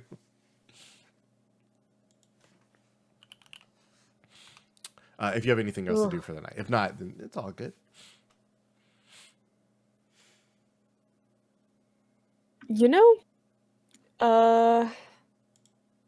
Maybe I'll try one thing. Before the end of the day. Victoria is going to take up Zelen on her suggestion. She's going to look for Daisy. Ooh, okay. Daisy, where are you at right now? I imagine Daisy is being corralled along with teachers as there is a post-race party. Yeah. Some of the students showed up to grab a couple dropped slices. $50 on that. She dropped $55 on that, so she better go. Absolutely. Some students show up to grab some slices, but it's mostly the teachers. So you're just kind of chilling. We put money towards the students a little as well. Mm-hmm. Glad it's public. You kind of are. A lot of people are kind of going, "Hey, Daisy, thanks for the fucking pizza." And you see yeah, right. Hunter Pinsky. He's like, ma'am, I got pizza on my shirt. Can I have a napkin? There's a bunch on the table. Feel free to grab them. My flippers are too slippery. I can't. Could you? I didn't know Hunter had flippers. I forgot what Hunter looks like. He's an eel. I thought he had. Oh yeah, he's an an eel. Mm. Here, grabs a bunch and just kind of lightly pats grab. him down. Yeah. Yeah. Puts some in his collar so he has a bib. Thank you, ma'am. yeah. Also, could you not tell Christopher about this? This is very embarrassing. Okay. I appreciate that. Thank you. You're so kind. You're so very kind. No frame reference for who this kid is. You're just so very kind, ma'am. I really appreciate it. And he kind of leaves with his buddies. Okay. But yeah, Victoria, you would find Daisy amongst students and some students At the mostly pizza faculty. party. At the pizza Grab a party. slice. No. Oh. It's for everybody. Okay. Are you flagging Daisy down? She's mingling. Yeah, people are. You know what? Victoria's gonna wait a moment to see how Daisy's mingling. How is she interacting with everyone here? I mean, I don't think she's gotten to know any one person particularly well Daisy. so far. She had one drunken encounter with a group. Daisy, give me a charisma roll Oh my goodness. with an extra die because you spent a bunch of money on pizza. Yeah, that's fair. I think Daisy's only charisma roll is cute. Yeah, that's fine. Unless you want to well, no, connected. I feel is a different kind. It's of... a different connotation. Yeah. That's a different connotation. Though she has been working to justify her connected thing with all her Yeah, absolutely. puttering around, getting to know people. You're never- meeting teachers. In fact, all the Yeah. teachers are here. Add an extra dice because everybody's here. Everybody saw that shit. Everybody Yeah. saw $55 a pizza. Damn, Daisy. I assume other people Yeah. are contributing to that in their own ways, but Yes, other people like, have like purchased like plates and other things. I Soda. wonder who they were hindering. Anyways, Blandon and Brandon again. sorry, yeah, let's cute and +2. You said Yeah, plus two extra d6. I think I'll take my chances with 7d6. You're not hitting a target number. We're just seeing what you get here. It's a 10. That's pretty good. Daisy's Yeah, so no, hot. Daisy isn't just like casually mingling. People are making a point to go up to Daisy and be like, "Hey, I wanted to say, you're doing a real good job with those like those younger kids. These youngins. They talk about you constantly. Oh goodness. Yeah, it's incredible. Also, some of the gardening club has been like, making forays into meeting other students and stuff. It's honestly impressive. Farah, the girl, she wanted she mentions you by name often. Are you? You just got here. How are you so active? I'm pretty fast. It's a rabbit thing. Sure enough, sister. It's a Sure joke. He was truly trying to pass that off as a joke. Enough. They just take it at face value. Oh, Great. Yeah, all right. And Drillfus just goes, well, hey Daisy, good job. I'm gonna take a couple of these slices and I'm gonna grab some lemonade and just kind of chill it out for a while. Thanks for the race and the fun, huh? And they Guys, yeah. Good. Congrats on winning. their Good job on that bet. their horse face just horks down some pizza and drinks some lemonade. I regret watching. You ever see a horse eat a pizza? No, thankfully. It's Yeah, I It's- don't wanna. it's bad. That sounds wretched. Yeah, but Daisy's mingling really well. A lot of people seem to really like Daisy. In your observation there. I mean, Victoria stands nearby and watches and waits for Daisy to potentially notice her and try to flag her over. How nearby? Nearest like- wall. Nearest. Okay.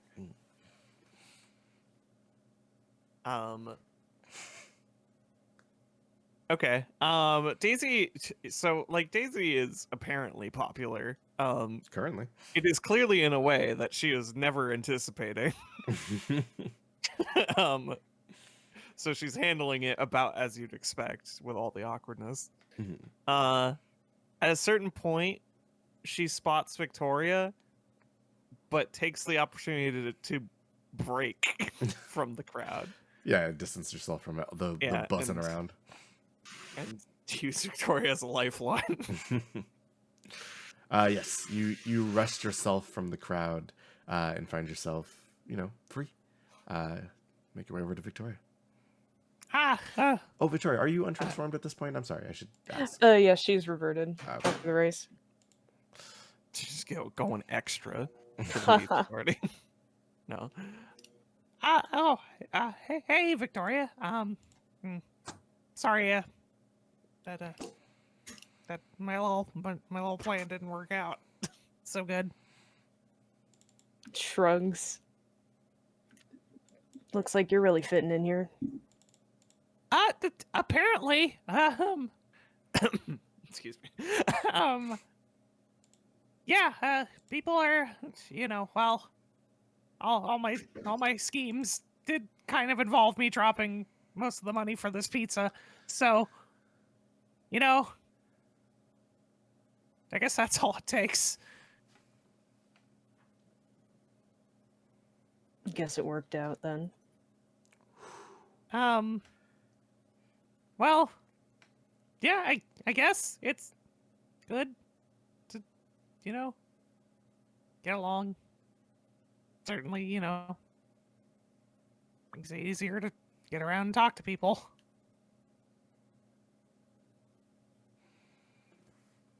She makes a little bit of a face at that. So, it's been here for a few days now, so did the teachers get any information about the contest and upcoming events?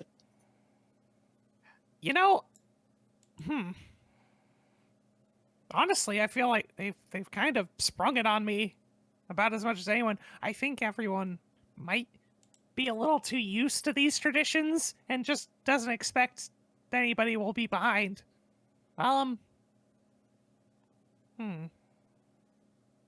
Yeah, I could ask. Because I pretty much found out about the race as soon as they hit the gun, as it was. You never asked? I've been kind of juggling a lot of things. I never, it's Spirit Week, so yeah, I probably should ask about things in advance now. I didn't think they would just be so rapid fire.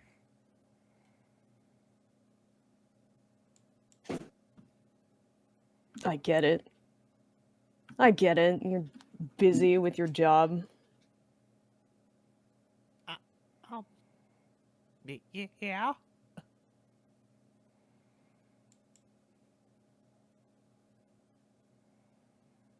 Have you have you been keeping busy at all? What do you mean busy? What do you think I came here for? Well, I don't know. You were at the talent show and you seemed to enjoy that. I was in the show because it was part of the contest. Because if we win the contest, we can finish this stupid fucking job and leave.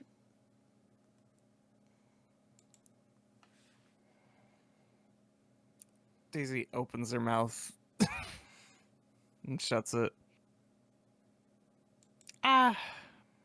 Oh, right. what? Did I look like I was having fun? Right. Sorry.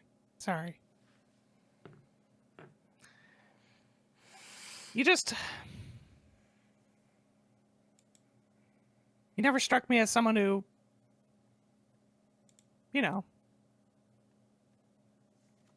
would sing like that without enjoying it. You can sing from any feeling. Yeah, all right.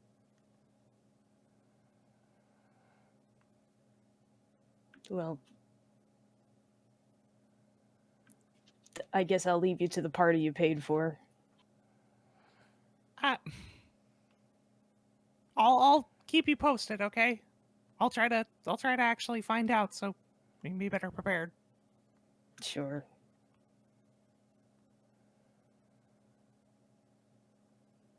All right, well, she's gonna go. Yeah. Victoria, you walk off. How quiet was that conversation? I must ask. I mean, Victoria was out of the way and Daisy went to her, so I have to imagine. I I mean, wanted to be sure. there was. I feel like it got a little beyond whispering at times. Yeah, probably a bit beyond whispering, but Victoria was on the wall on the side of the room, as to not be intermingling too much with others. I don't know if anybody would have overheard if they really wanted to, but No, I don't think anybody was full on listening, but I think when a voice got raised, there might have been a look or two of somebody going, "What's happening over there?" With that said and done, the you go your separate ways. Daisy, you return to the party. There's more mingling, talking to do. Victoria, I'm guessing you head back to the dorm. yes. Okay. You're alone, save for what should be a pet shop in like a cage or carrier. Pet shop is just on a bed, currently in the form of like a small llama, just kind of rolling around. Oh, Pet Shop, we're really in it now. Ah! Eh? Um, your little llama hops off the bed and kind of walks to your side and rolls around on the ground nearby, blissfully unaware of the complex emotions you're probably feeling. Incredible. Good for it. Very sorry. Oh, animals. Yeah, Daisy. Speaking of animals. What are you doing for the rest of the night? I do want to ask. Is it party till the time hits? Question mark? Question mark? Question mark? You know, outside of like confirming some stuff, because I know I was talking about Daisy trying to make arrangements with, more interclass activities Sure. of a scientific nature. Outside of maybe like kind of trying to lock that in, Okay. I think Daisy is otherwise maybe going to try and forget about that conversation. Yeah. Do her best to get away from those emotions and cut loose a little. It's rough out here. So, and I guess also bring up that I'm new here. Don't know the traditions as much. I if anybody knows what's gonna happen next, I'd appreciate some forewarning. yeah, roll me another charisma check. This time you do need to hit a 10. okay, wow. I'm just a little guy. There's not going to be any bonus dice this time either. Oh man.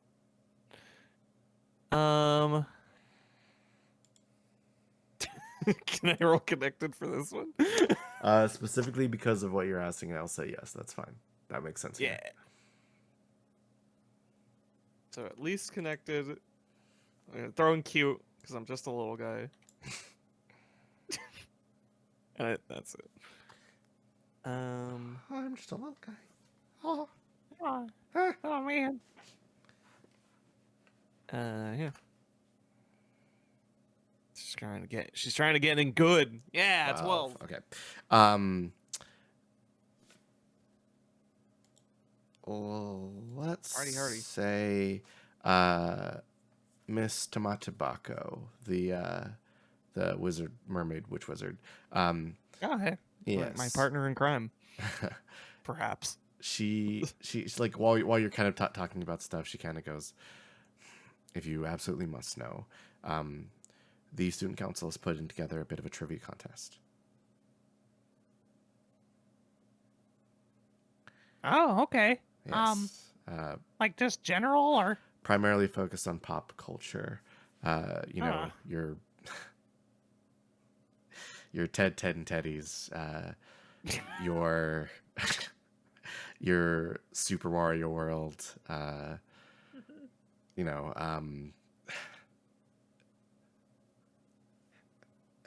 um, Jam Give me a Band, third. Jam There Band, you go. and The Stimpsons, um, things like that. There's we have a host lined up, a guy from out of town. Where Yeah. What's it called?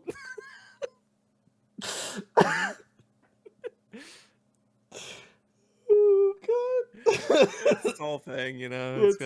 it's a whole thing. It's it's got a color scheme kind of like the animation channel. Yeah, it's called Questions, Queries, and Conundrums. Sorry, animation station. Obviously. Yeah, it's called Questions, Queries, and Conundrums. With a Q, all three of them. Yeah, it's all cues.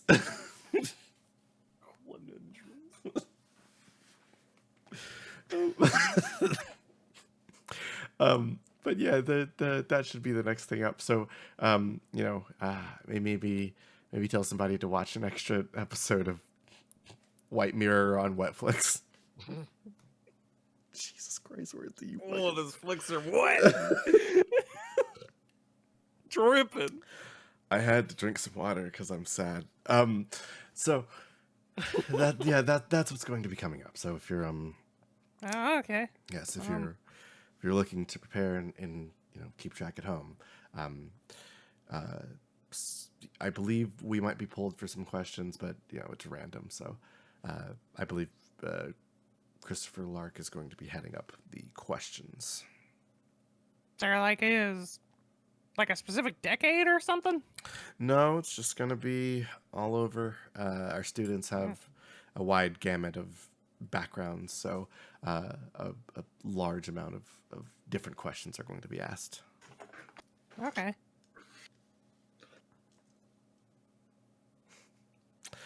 It's So- like a Jeopardy or Weopardy thing, or like a pub trivia.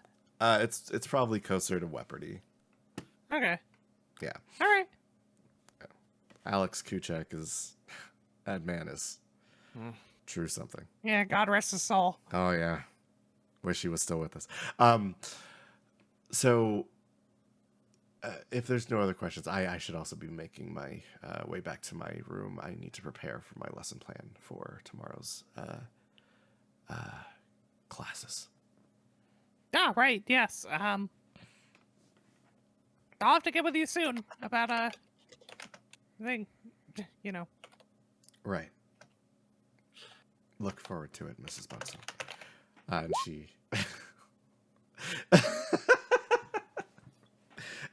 she she kind of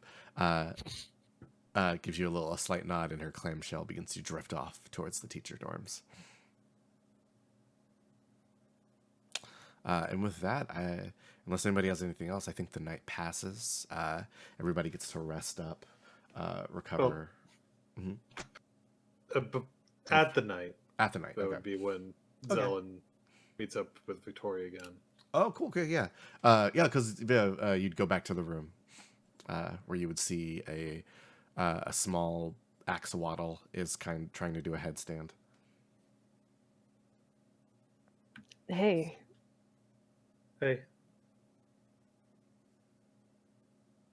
Hey, so I went and asked Daisy. Turns out she never asked them if they could tell her what the events are.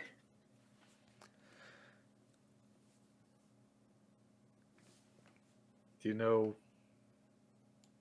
what she does now?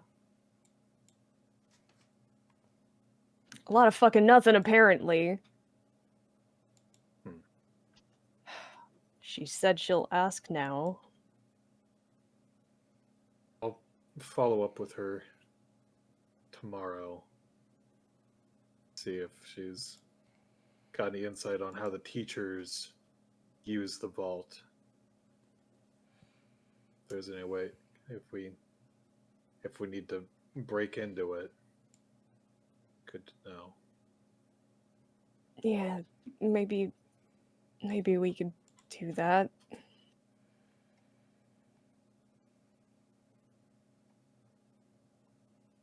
She looked like things were going pretty well.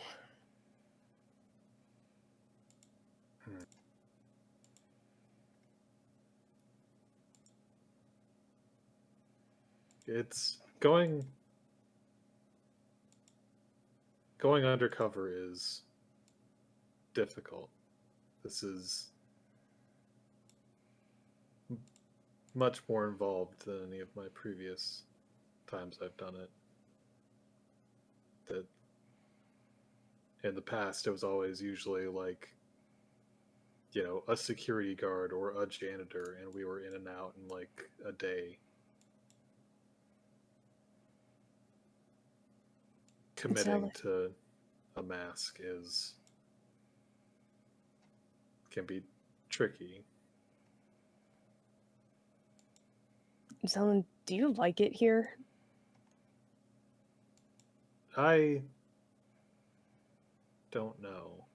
It's, after the race, I went and I met people and I hung out, and that was nice, but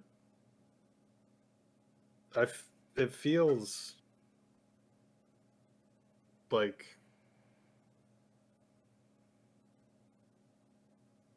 I've become keenly aware of how bad I am at socializing, how far behind I am compared to literally every other person.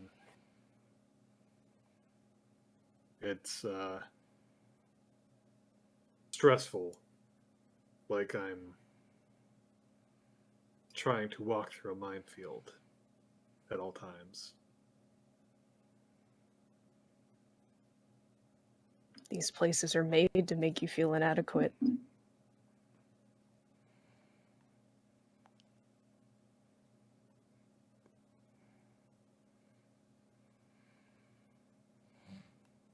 It's trying to form any kind of genuine connection with people while also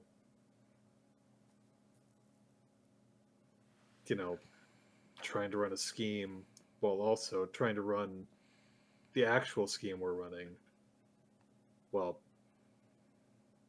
and then there's just the mysteries. I'm being pulled in many different directions, and it is difficult balance. Yeah. I wanted to try to get us out of here ever since I started getting a lot of points.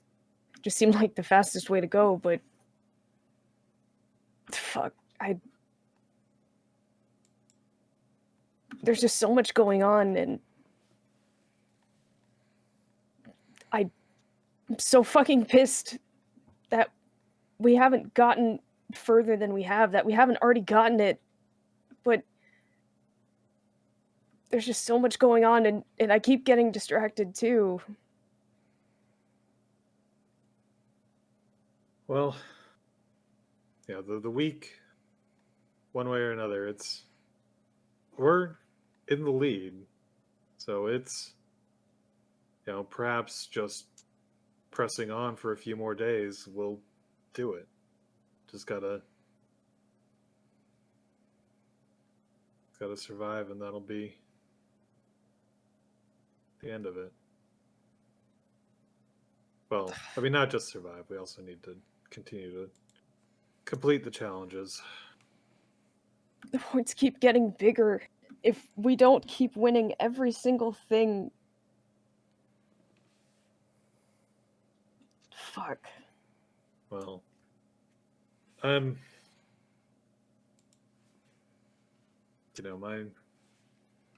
my alternate plan is, I've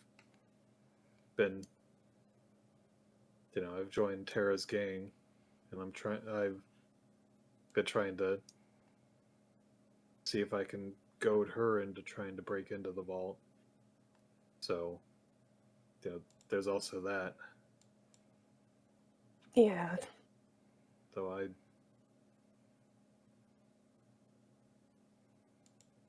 don't certainly don't want to put her in jeopardy.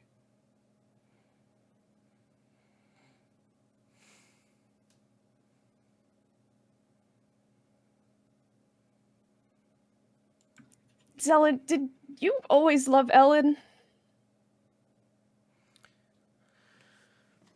No. No. Have I told you how I found her the first time? We were on a job, Dr. Mari and I. And Ellen does kind of freelance heroics, and she, came out to oppose us. She normally doesn't do like property crimes, but it was a wrong place, wrong time kind of situation. And when I saw her, it broke me. Cause I've had I have problems with moving, with expressing myself, and she just seemed flawless. And I knew she wasn't just a mannequin or any robot. I knew she was what I could have been. And comparing myself to her, it drove me into a bad place. And I don't know if I hated her or if I just hated myself, but I did not love her at that time. No. When did that change?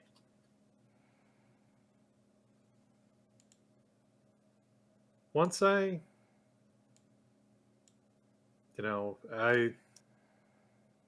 tried for a while to kill her, and failed.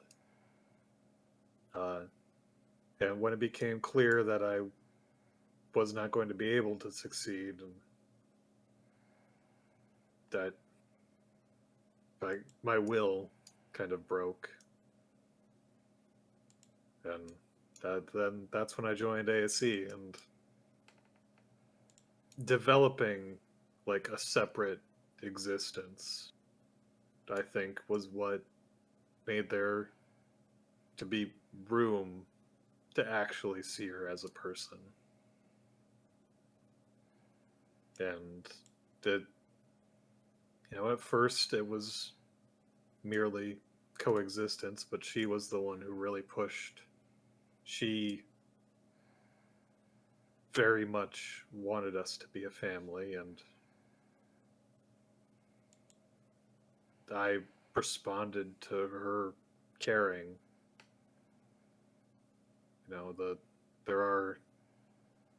There is a bond I share with her that isn't the same as the one I share with anyone else.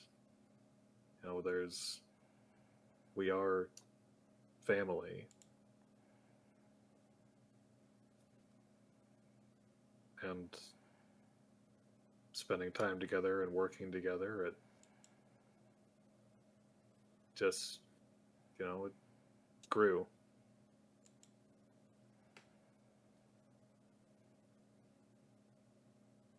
What about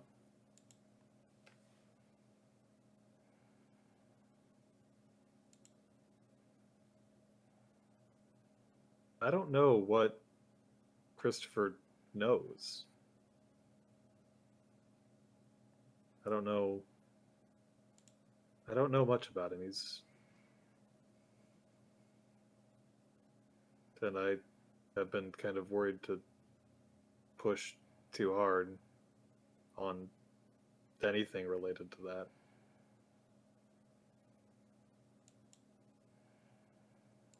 I don't know. Knowing him, he probably knows just about everything. I have no clue. Oh fuck, that was kind of random. But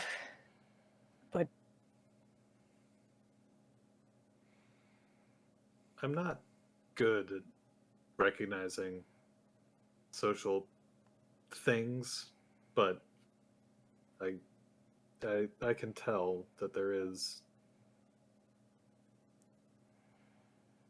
Do you want me to talk to him? To investigate? I mean,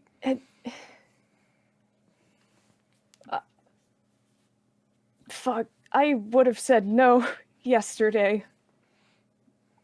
I've been so fucking confused. I thought for years that he hated my guts, and now for the first time, I think he might not. But the only way to know is to actually ask him.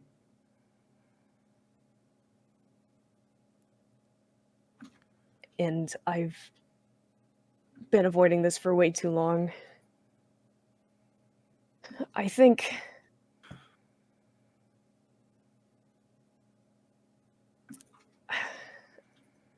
Do you want to talk to him together? I think I have to do it by myself. And I mean, you can talk to whoever the fuck you want. I mean, Well, I don't I know him a little better than that at least. I don't think he'll tell me the truth if it's not just me. Well, I know that, when I came to ASC, I assumed that Ellen hated me. After all, I had tried to kill her with a sword 3 times. But, that wasn't the case, and Christopher does remind me of Ellen a little bit.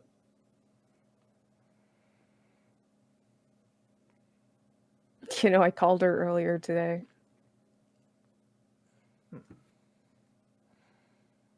I was kind of thinking the same thing. I think she's doing fine, I guess.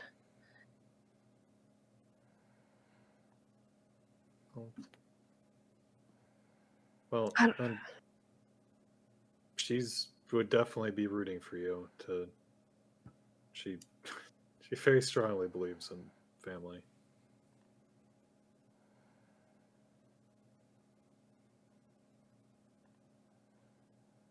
Okay. I had kind of thought I could just leave things alone until maybe, I don't know, some arbitrary feeling came, like maybe someday it would just feel right. But I don't think I can wait any longer.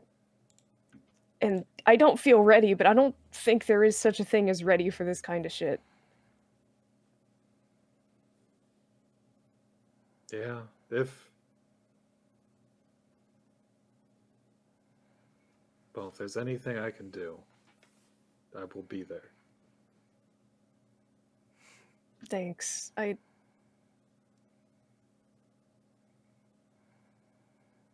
Thinking about you and Ellen, I think, got me a little optimistic. Hopefully I don't fuck this up too.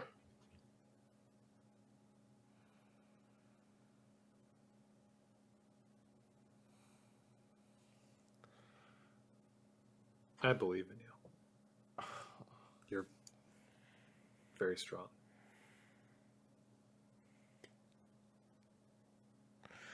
The stifles B drops sad noise. While you two are talking, Dylan, you say, "I believe in you. You're very strong." You hear a strained version of that same sentence from a bird-like voice as Pet Shop adopts the form of a parrot and says, "I believe in you. You're very strong." Oh no, the cracks. Victoria is she's probably going to start crying at that and is going to be like crushing Pet Shop in her arms. While you're crushing Pet Go ahead. Shop, the both of you hear Pet Shop say, "Why is she here?"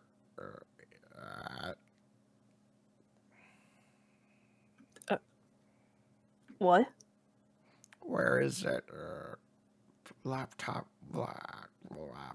oh, behind, oh, outside.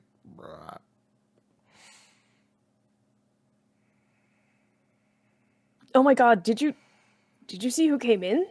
Pet Shop looks at you.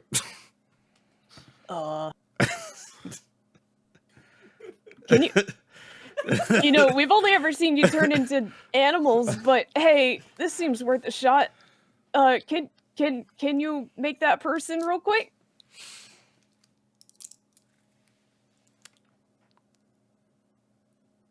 I'm gonna roll this in front of the table. Actually, I'm not gonna roll this privately. So you can't lie to us. I will not lie. It's okay. It's your right as the DM to lie. This needs to be above a 10. That is only an 8. No. Oh.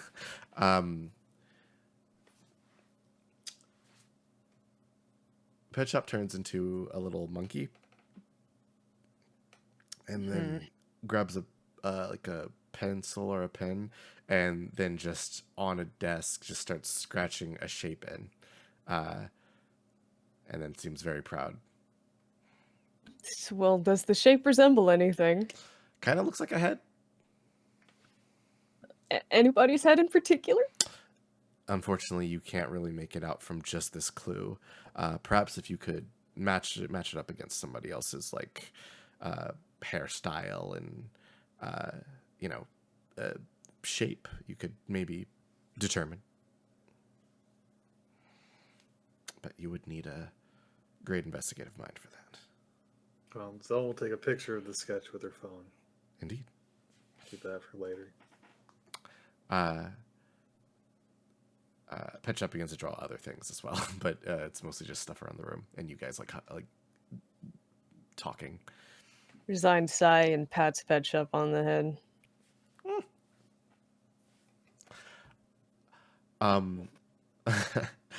With that said and done, do you guys retire for the night? To the roof, away! Or you could. There's.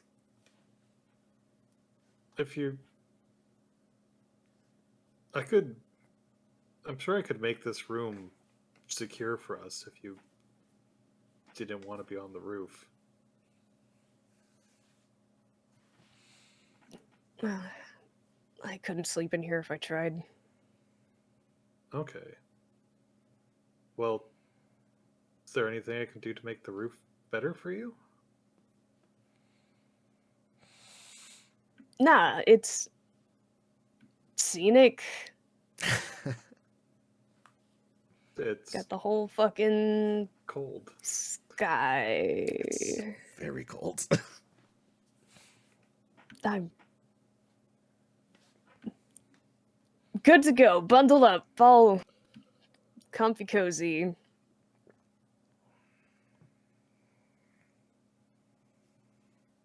They sell lots of shit like this at the store, so I got plenty. She gestures to the uniform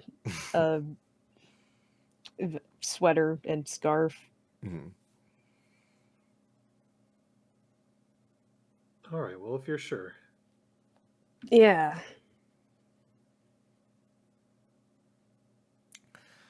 Good night, Zelen. Good night, Victoria. As you both wish each other good night, the campus begins to fall quiet. There is some movement here or there as somebody late at night tries to run to the corner store at the last minute. Timony is kind of hanging out with the Rider Revolt kids and kind of showing them his new deck builds. Victoria, you make it to the roof under the stars. It is cold, but you've been up here for a couple nights. You found the warmer spot. And Daisy, as your night ends, maybe even in trying to forget that conversation you just had with Victoria, maybe a little bit of it lingers, but things are easy to forget if you focus on them, right? That's the case. Yeah. And Zelen, the room seems a little bigger than it did the first couple nights, maybe. Pet Shop, kind of rests near you, turning into some sort of lizard and curling up nearby. And another night at Kodo Academy. Falls, bark, bark. Shop turns into a dog and starts barking at everybody who passes. Yuck. I think night falls and soon the sun rises afterwards. It's cold early morning at Kodo. It's biting winds. That early morning shit when you literally wake up, you go outside and you go, I ain't about that. For all of you weaklings who actually slept inside. Victoria, your toes feel bad.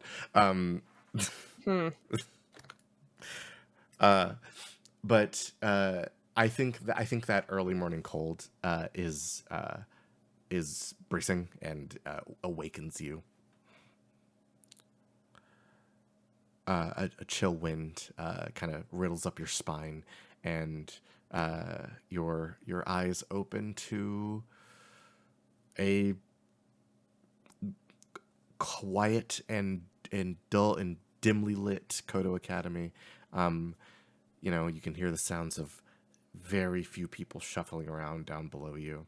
The security guard that had was smoking up here the other day has left you a Pop-Tart and what appears to be a coffee. Oh, what the hell? Oh, no. Oh, I just want to lynch you.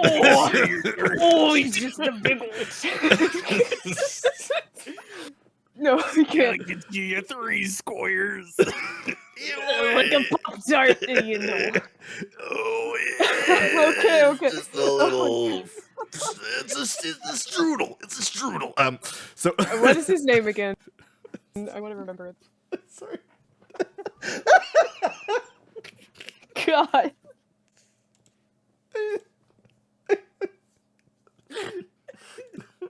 I'm so sorry, Pia. We're all so activated.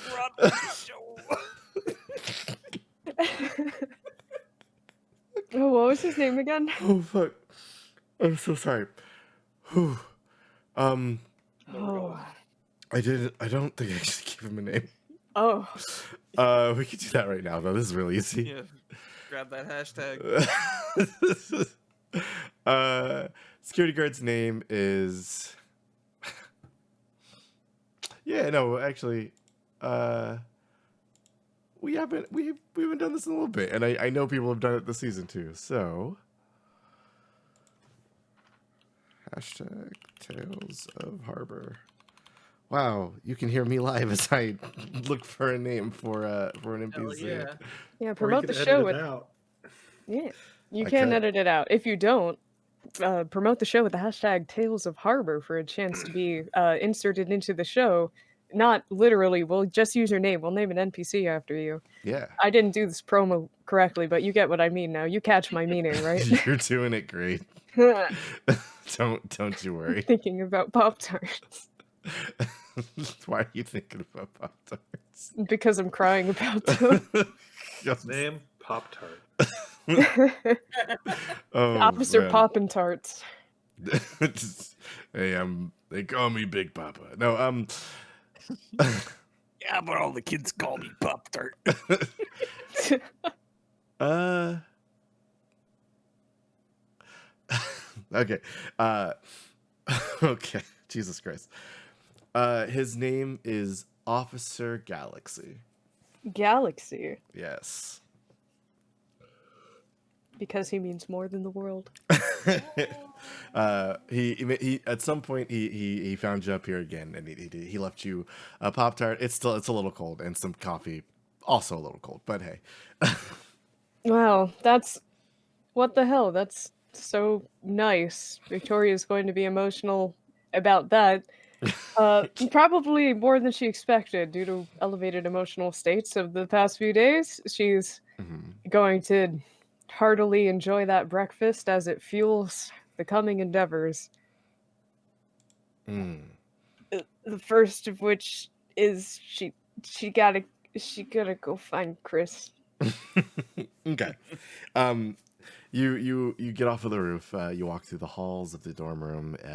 You can hear the sounds of twisting and turning as people are like, "Oh fuck, I don't want to get up for class." Shit. Um,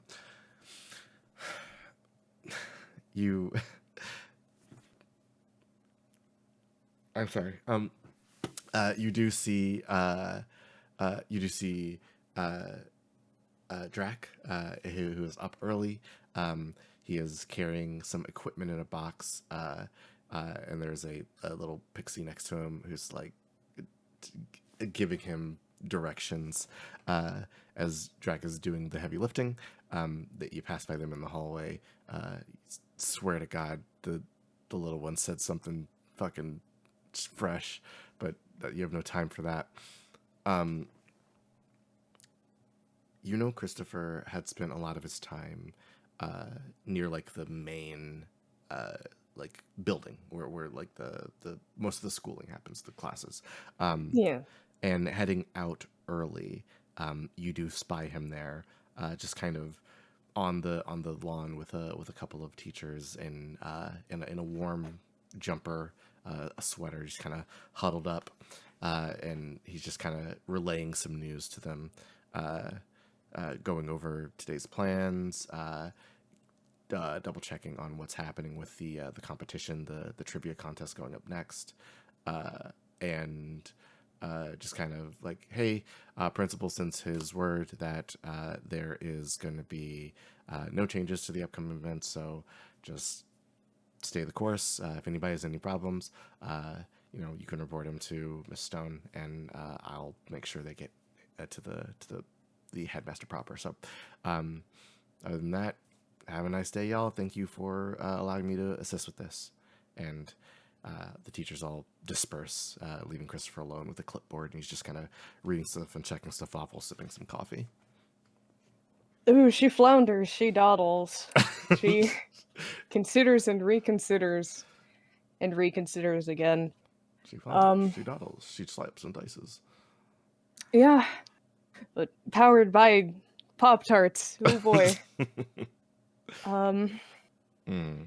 She musters up what she needs to, paying little heed to all the people around her, and she just yells out his name. Okay, yeah. You yell out Christopher's name. He is startled as he kind of his coffee kind of shoots up and he squeezes the cup real hard because he was just paying attention to something else. Oh my! Ow! Oh, fuck, shit. Quickly regains his composure. Victoria, how can I help you? What's going on this morning? Oh, she clearly she frowns at the politeness. Yeah, it is this is clearly practice politeness. This is doing a job right now. I just want a minute, please? Chris looks around.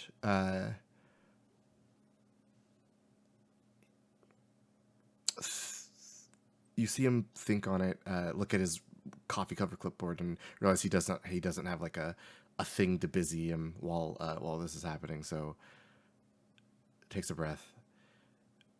Yeah, no, a minute is fine. What's up? What's going on?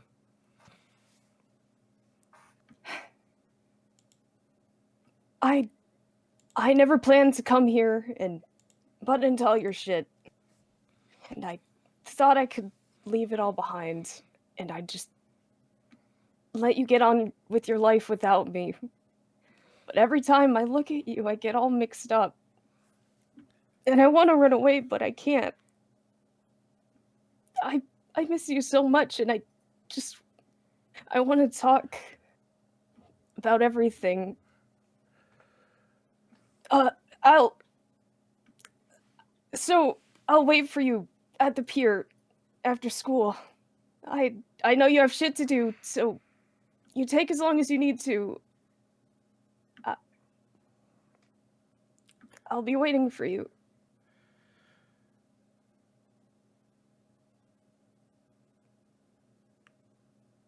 Do you leave? She hesitates for a second, and then she starts backing away. Chris looks a little stunned at the sudden burst of emotion, and doesn't say anything. Kind of slowly nods.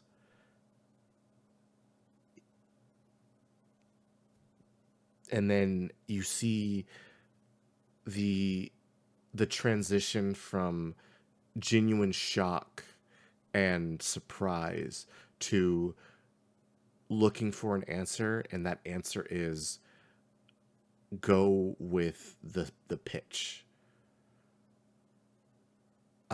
Pier later, yes. Obviously. I will meet you at the pier later.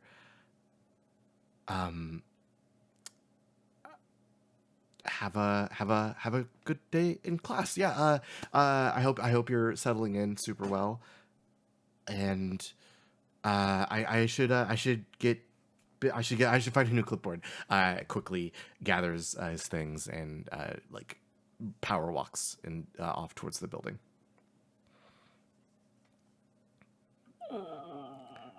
Okay. Well, I have one more thing Mm-hmm. for Victoria to do, and then she's done until whenever that happens. Okay.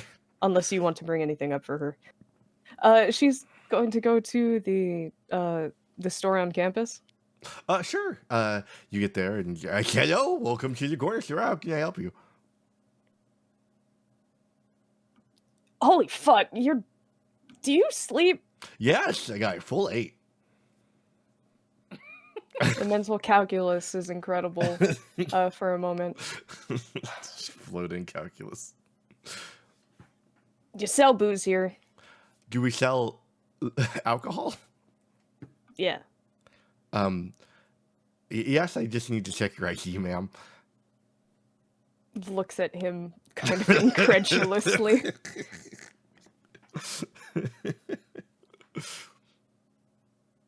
She, with a sigh, with an exasperated sigh, she pulls her ID out of her wallet. Take a quick look. Okay. Carry a lark.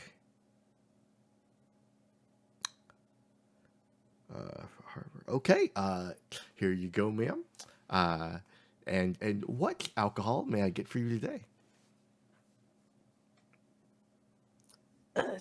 Just 2 cases of beer, I think, would be good. Okay. 2 cases of Smacks Red Ribbon coming up. He hands you. Blinks, those were words. He hands you 2 cases that say Smacks Red Ribbon. Smacks Red Ribbon. Red ribbon. All right. Yeah. Have a good day, ma'am. And don't drink those during school hours. Ooh, that was pretty good. That was pretty good. I should organize this gum.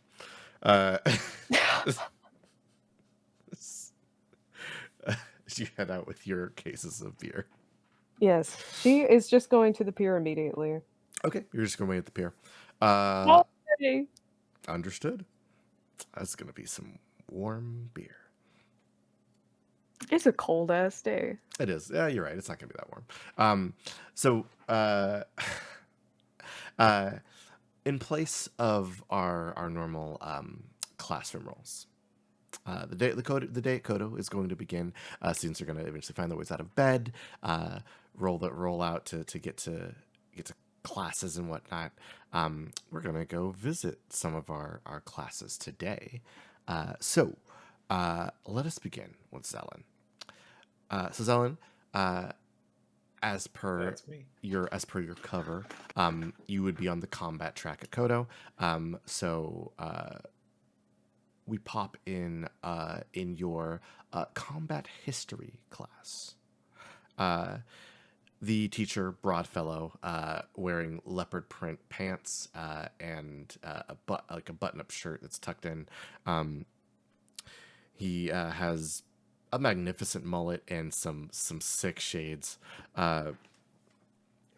He's just you've been in the class before, but today in particular he's been rather intense with the training, and goes, "Okay, students, so here's what we're gonna do. We're gonna first learn about the art of the defensive tool. For example, the classic shield." And he produces a shield from under the desk. But there are other defensive tools. For example, the sai. These daggers have raised curved handles that are good for catching weapons, blocking, and defending oneself. All right. Next up, we have my personal favorite, the wakizashi. It is a small blade, primarily used as a defensive tool for your more offensive katana. Okay? This goes on for a while as he lists many different types of weapons that one could defend themselves with. But it comes time for practical practice. Practice. You are paired up with a partner, and you both have to take turns defending and attacking. Zelen, today, your partner is Ren. The axe.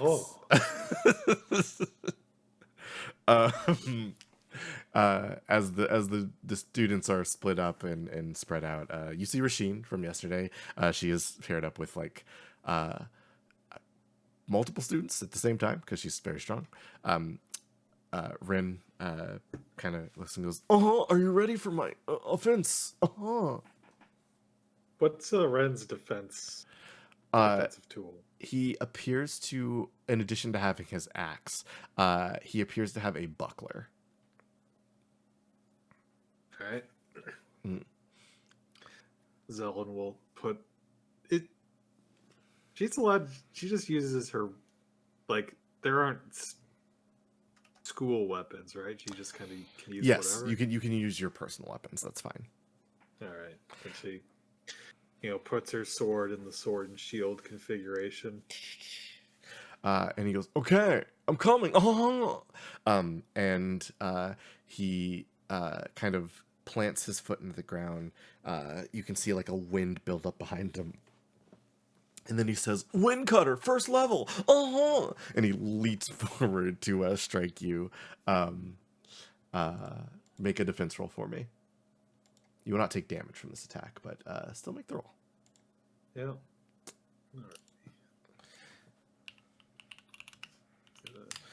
All right. He got a 5.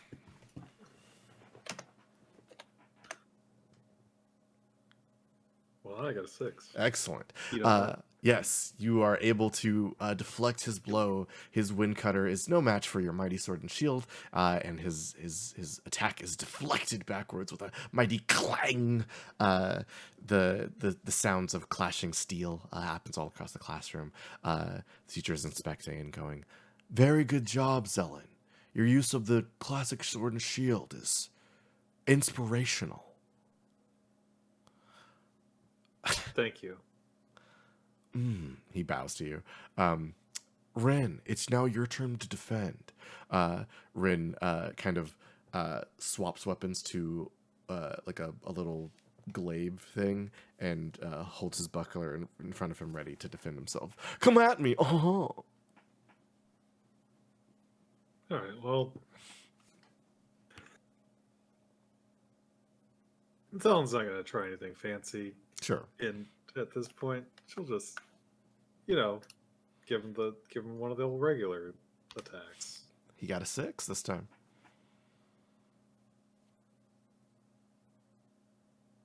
Well, he loses by 3 to a 9. Whew, yeah, he does. Perish.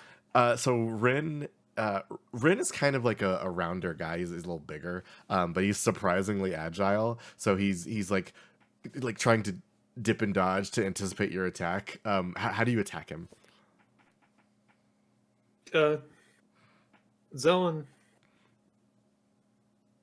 is going to, she, kind of goes forward with the shield, and does tries to use that to bully her way in Mm-hmm. and do like a shield bash, and then just poke him a little.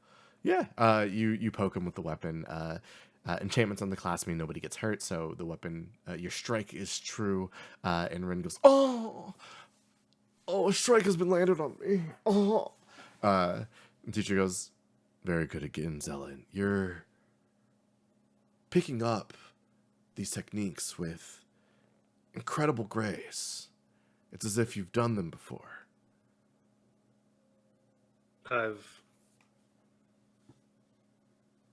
been fighting for a while. He kind of flips the shades up, and you can see his incredibly beady hazel eyes. "I can see you have a warrior spirit, and yet the soul of an artist."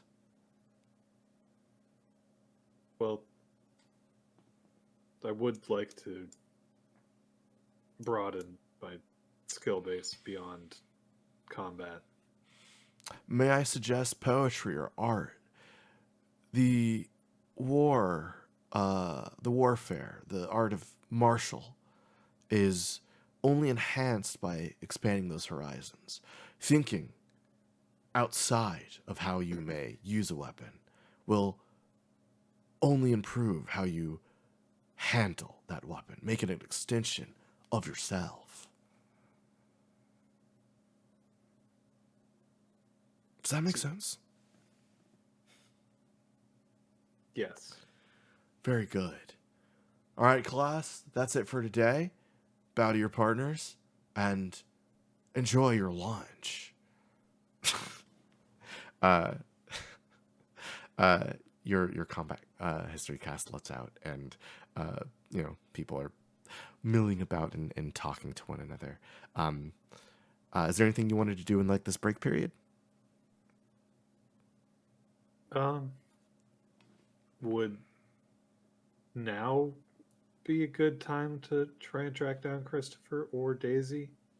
Yeah, you could try either or. Which one do you want to go for? I suppose right now, Christopher? Okay. So how do you want to search for Christopher? He could be anywhere on the campus. How do you go about it?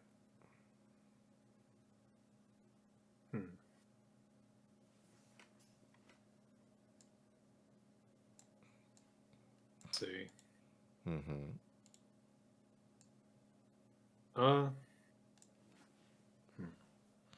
So, Zol's gonna ask Ren, do you know where I could find Christopher right now? Oh, yes, I do. Oh, he's Oh, in the main building. Oh, well, Thank you. yes. Oh. And Ren goes back to like kind of practicing his stabbing motions. Um, head to the main building. It's a flurry of movement and everything. But you do very quickly see Christopher like on the top floor. She's kind of looking down, looking contemplative. Someone's going to stride over to him with no subterfuge or Mhm. like effort to disguise her path. He doesn't even notice you walk up, and unless you say something, he's just lost in thought. Hello, Christopher.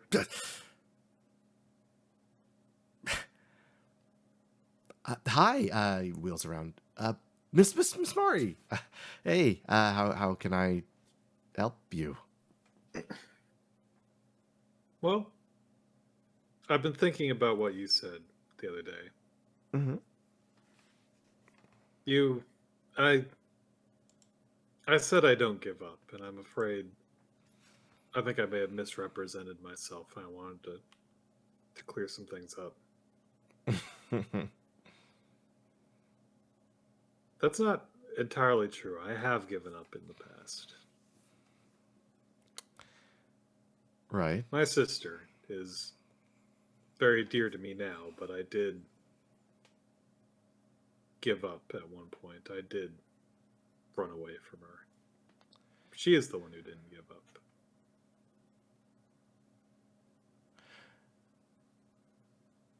She never stopped working to bring the family together. For the first time, Christopher does not immediately make a dig. Your sister didn't give Yes. up. Her name is Ellen. You remind me of her in some ways. What a day. That's very flattering.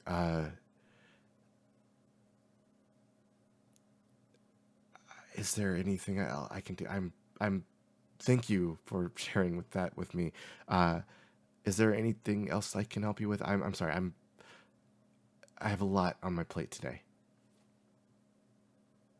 Well, I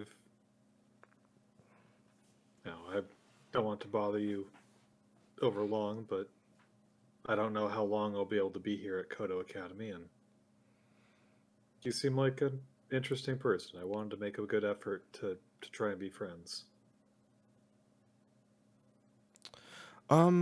Make me like persuasion or like charisma roll to like, you know, be like show you're sincere.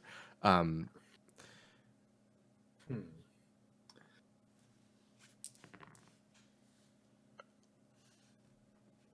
while you're No, I really don't have anything for this. that's fine. It's unfortunate. While that roll is being made. 5. Okay. Listen, I made an effort to look into who you are. You obviously know my sister, and I don't know. He like studies you for a moment. I'm sorry. Do you mind if we sit down and talk? Of course. He Rather, I do not mind. To be more precise. Thank you. Pulls out a phone, types something in. Here, room 304. Follow me. Zillan follows. He leads you to a room that's been cleared out. There's a desk, 2 chairs, and he sits down by one side.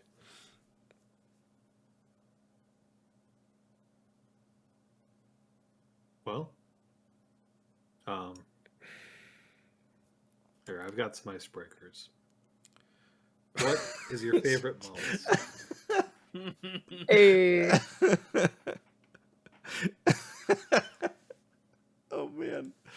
Um, what? Do you have one? Mollusks are fascinating and very diverse kind of creature. I like limpets. I think they are appealing, and they have hard shells. He, now he's the one with the incredulous look on his face. As you as you s- inquire what his favorite mollusk is, I'm sorry.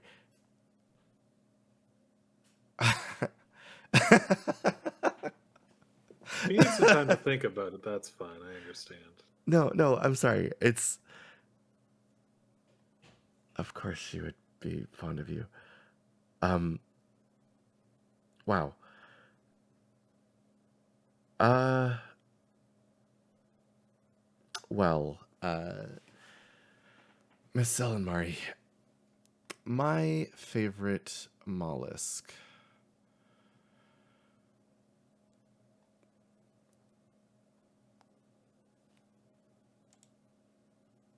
is a mimic octopus. It's unique in its capabilities. It is able to become whatever it needs to be to most efficiently utilize its environment and make the best space for itself.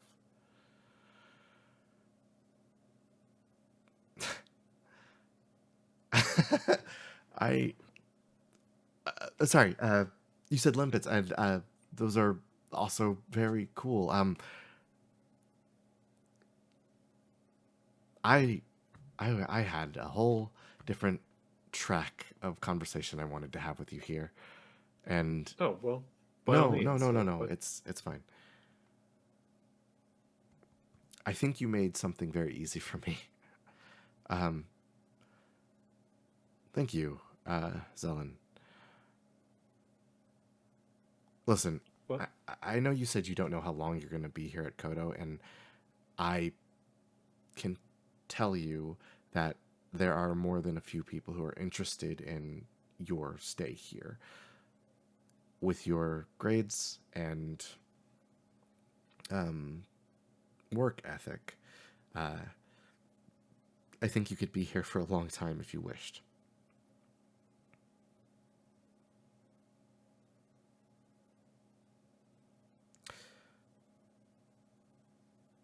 Perhaps, but I don't.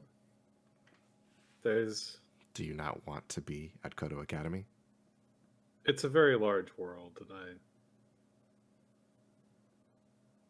I don't. I would like to see more of it before I commit. Understood. Well, if you ever do choose to commit, I think we'd all be happy to have you here. Genuinely. Sorry, I don't do this kind of thing very often. So, hey, listen, if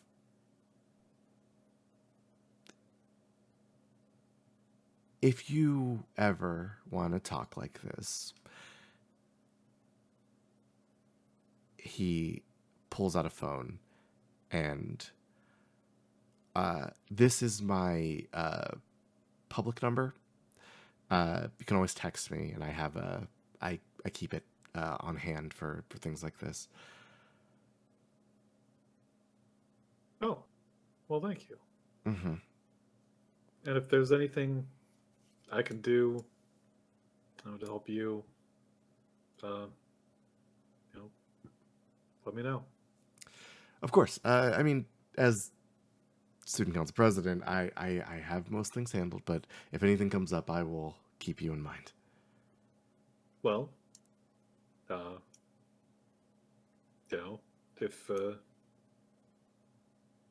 if you're interested in going to an aquarium with a group or something.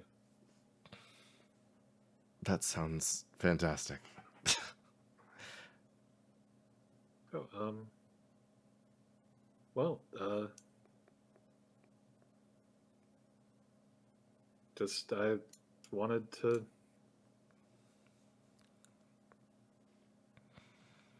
Just He stands up. Victoria. Victoria is very important to me, so I wanted to try and be friends with you because I felt that was something perhaps that we had in common.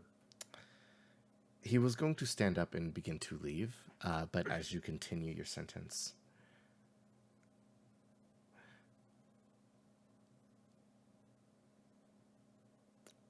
I think that's a very noble goal, and I hope we can be friends. I look forward to being friends with one another. I hope you do. How to say this?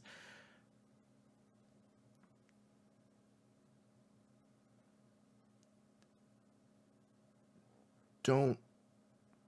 I know it. Here. This competition is going to get a little hairy in the last day or two. Maybe don't push too hard in the last two competitions. Friend to friend. Well, I suppose we'll see. That prize is quite compelling. Right. Well, hey, it was nice talking to you, Zelen. I gotta go. I have a couple things I have to get to later. And he like keeps looking at his like phone. I'll like I said, you can always message me on my public number, and we'll be in touch that way. That sounds just fine to me. Enjoy the rest of Wait. your day, class. Before you go, Yeah. Zelen takes out her phone. Here, let's take a selfie together. He like you see his face freeze and like a surprised smirk. Yeah, sure. Yeah, sure. He gets next to you and poses. Right. Zelen gives a little thumbs up and takes the picture. He you. returns the thumbs up. Thank you, Christopher. I hope you have a nice rest of your day.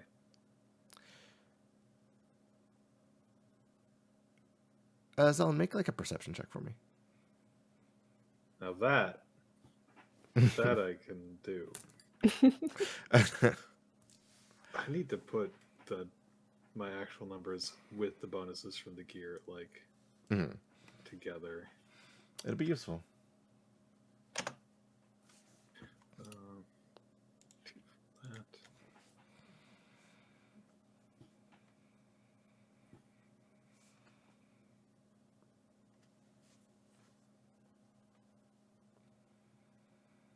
Oh, that is merely a 6. That's unfortunate.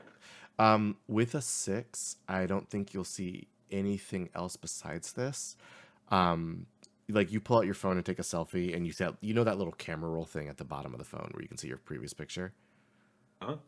That image that you took of the thing that Pet Shop drew. Christopher kind of resembles it.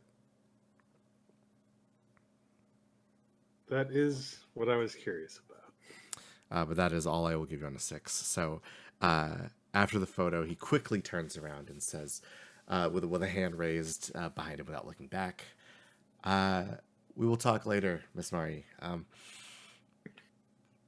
Have an eventful day at school." Thank you. And the door closes behind him.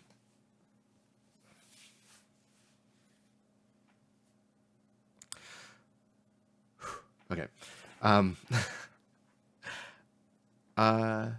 Daisy. Meh. Right. I said that twice because I was muted. That's fine. Wah. Unmute. Wah. It is a beautiful day at Kodo. The kids have all shoveled in for their lesson. What are we learning about today, Daisy? Yeah, it's on my brain. We're talking about hydrangeas. Hydrangeas, indeed. What about them? There's a few things. Where someone, I think it's mostly, I think for children, it's mostly going to be talking about their general uses, Okay. the history. You want me to just go into this? Give me a little snippet. All right. All right. Hydrangeas. These are a pretty common flower. Very popular in a lot of Asian countries, like Japan and China, or whatever the equivalent in our setting is. Wapan. Wapan. Weepon. Do-do-do-do-do. Whopper. There are a lot of species are actually cultivated there. Oh. Like most of them. There a lot of them are used for herbal, like medicinal purposes. The hydrangea has properties in it that can be utilized for, treating certain diseases. A hand raises. Yes. Mrs. Budson, the book says that they like have seeds inside of them. Are they edible flowers? No. Oh. I'm sorry. We don't have any in the building, right? No. Yeah. That normally do not eat hydrangeas. They are poisonous.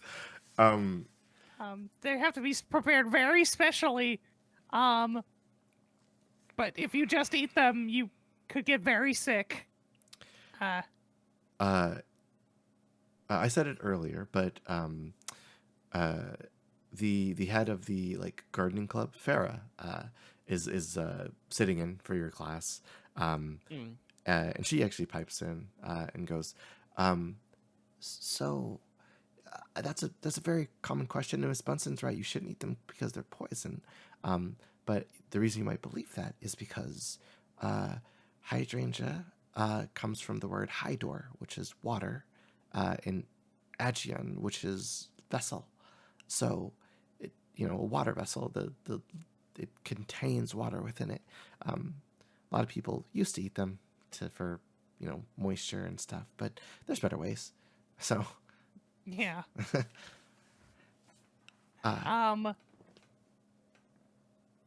No, sorry. Were you? Did you have more?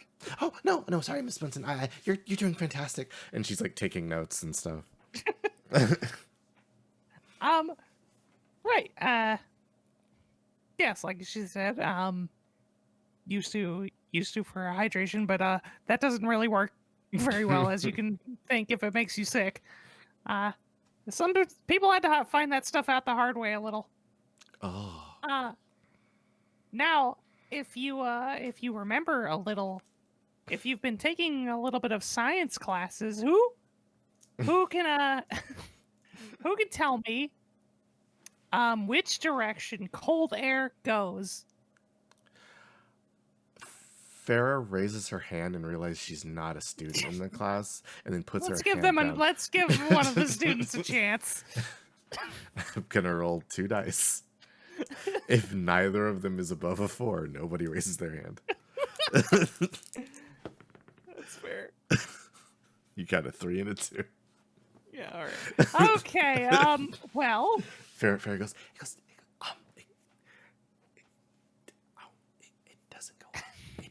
It doesn't go up. None of the kids are paying attention. So, as you might remember, maybe you're a little shy, uh, hot air goes up, while cold air tends to go down. And the hydrangea helped people learn that how that affects plants. There was a pretty notable case of seeing them in valleys, and they noticed that all the hydrangeas at the top of the hills were flourishing more, and some of them weren't even growing at the bottom. And this Oh. led to this is a little complicated, but but sometimes cold air can get caught in little pockets on a slope, and there's a lot of practices in taking care of plants that keep that in mind. And we call that air drainage, but we probably won't get that into that one for a few more years. There's an audible like, oh, from a couple different students, and one little girl raises her hand and goes, "Mrs. Bunsen, how do you drain air? Do you use like a knife?" It's not so literal. Not so direct like that. It's kind of the air flows. So Oh, it's like when a puddle gets formed with water. uh-huh. I guess it's mostly just removing the thing that is stopping the air. Oh, And like a knife. or I guess like a shovel. Oh, You could use a shovel. they all write down shovel. It's like for Keep an eye on that kid. she writes down Yeah, knife and shovel. A lot of the if you're wondering, a lot of the ways they do it is kind of smoothing out the hill and putting a wall up to help collect the air, and it will shelter everything down the slope from the cold air. Oh. One little kid in the class like gives you an applause. What? Just claps. Ah. Nobody else claps, and the kid who asks questions all the time. Mrs. Bunsen, Yes. so like, what happens if it's like only hot? Is it like hydrangeas all the time or what? Well, you sort of hot air is famously a little easier on the plants. I guess it depends on the plant. And it comes out of your butt. Yeah.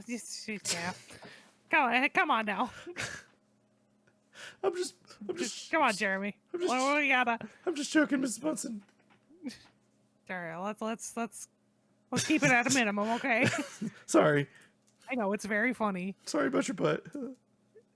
Yeah, I'm watching you. But yes, it's mostly just to avoid frost. When it gets very cold, it gets frosty, and you don't want that on your plants. Okay. Well, while you were giving this lesson to these students, and they are attentively I got a taking little notes. distracted from the hydrangeas themselves, but whatever. Hey, science is fun. I just think it's interesting. Remember emulsions? So while while you were giving this lesson, Zelen, Yes. I know you had wanted to speak with Daisy, so you got a moment between classes if you wanted to swing by.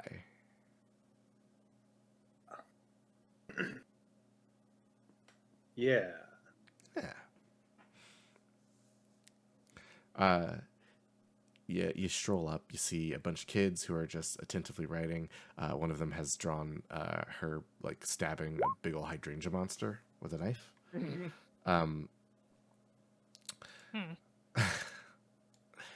You're not sure if that kid's really following the assignment. But Yeah, it's a good hydrangea at least. yeah, Farah sees you at the door and like kind of flags your attention, Daisy, and points. This is class still. All right. All right, turn to this point in in your books. Page 75, Whatever. everybody. Yeah. Oh, you're on it. And I want let me see, list. There's a whole lot. I want you to give me 3 different kinds, and I'm gonna pick you at random. So you better have them ready.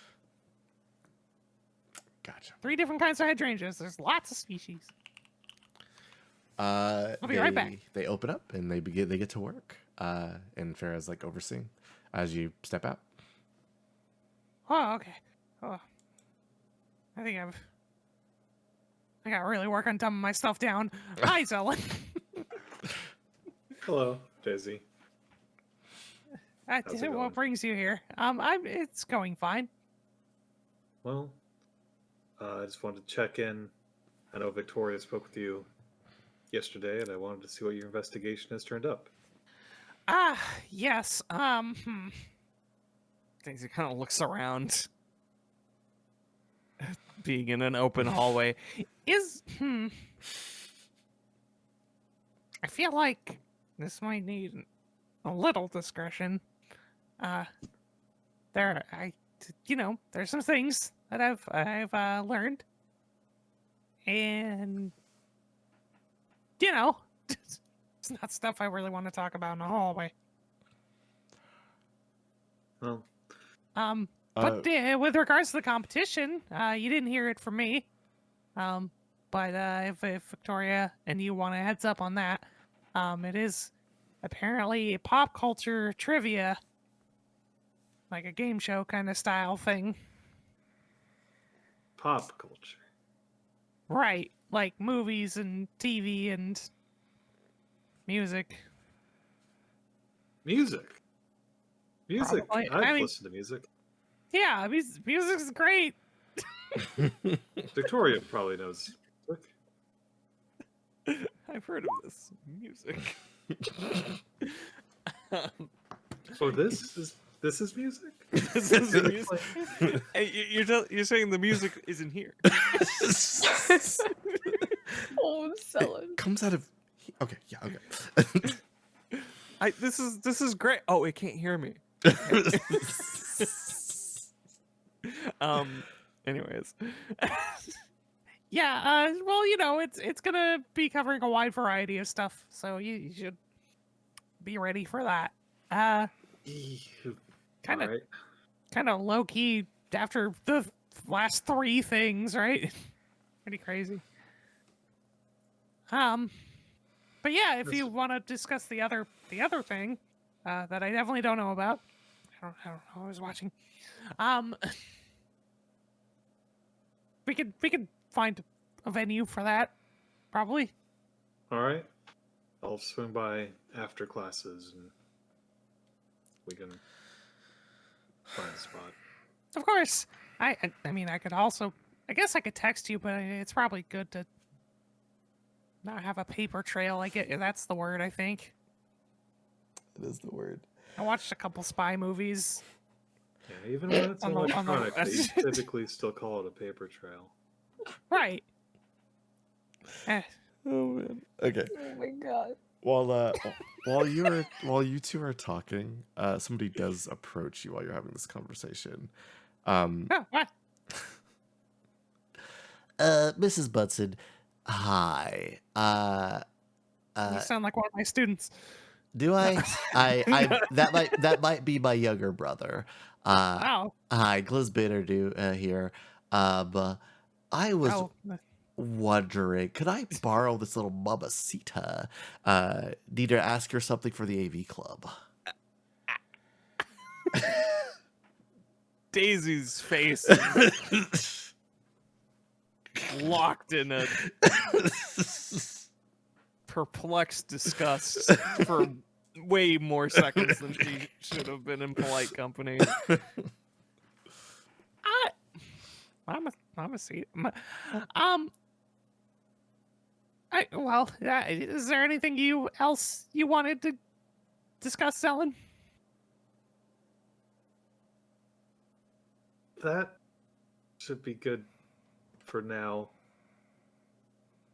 Okay. My classes should be up in I think my last one's that couple periods from now. If Oh, if wait. you want to drop by, or Daisy, when I kind of forgot about it and all the excitement. When I delivered those flowers to pacify that spirit, Huh? this happened. So I haven't touched it because I'm concerned it may be magical. Is it growing out of her, or is No, it just it's tucked like in her it's ear like like it? it's like tucked like in a her shoulder. ear, like somebody put it there as a This is gesture. not another Victoria situation. No, this is not another Victoria situation. Yeah, so I guess Um, Daisy could just like Zelen just has not touched it out It's of just been there the whole time. concern. So I It's, guess she can like lean down and I guess Daisy would just pluck it out. yeah. There's a flower here. Is it? Can I grab it? I mean, if it's a magical issue, old Gliz can help you out. For flower issues, I would defer to the botany professor. Yeah. That's me. Oh, sure. Hey, whatever floats your old busy. Well, I mean, it doesn't seem like a magical flower. Seems completely average. Let me just kind of takes it. Yeah. roll me knowledge plants. That's sure. I'm smart and knowledgeable. Good God. I mean, it was one of those blood orchids, right? Yeah. She's 15. Yeah. Yeah. Outside of its like immaculate presentation, wow, really nice. it doesn't need it like despite being like next to Zelen's head and possibly moving around and being like crunched and stuff, it looks as if it's just been plucked from the ground. It's perfectly preserved. You did a whole race with this thing in here? Just during the Yeah. race? Yeah, we dropped the flowers off at the shrine, and then yeah, that was basically during the race. Huh. Well, I keep it close. Not like, for fear of anything. I think, I don't know, a pretty good lucky charm at this point. all right. Yeah, I suppose I'll just Zelen kind of just tucks it back. Okay. Yeah, Well, hey, that looks thank cute. you, Professor. Yeah, no problem. Yeah, like I said, you can swing by in a few periods. I'll be through. Thank you. And I'll then leave she you turns. to the mamacita. Goes, all right, getting down Gives him a Glizzes. look. Just openly rolling her eyes as she goes back into the classroom. Time to get down to Glizdis. Hey there. God, I'm so sorry, Zol. Hey there, Mama. So Let me whisper in your ear. I couldn't help but Turns notice. ears off. Couldn't help but notice you were moving a bunch of metal at the old race yesterday. Gotta say, he tilts down his glasses. Hot stuff. So, was wondering, the AV Club, we're looking for someone who can help us set up a little bit of a shoot for tomorrow. And there's a bunch of like metal and stuff that needs to be.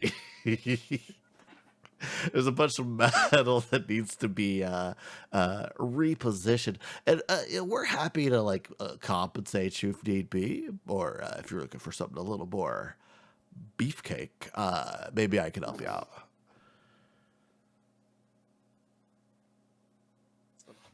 Bold descriptor coming from a man named Glizzy. His name is Gliz. Yeah, well. He's the big Gliz.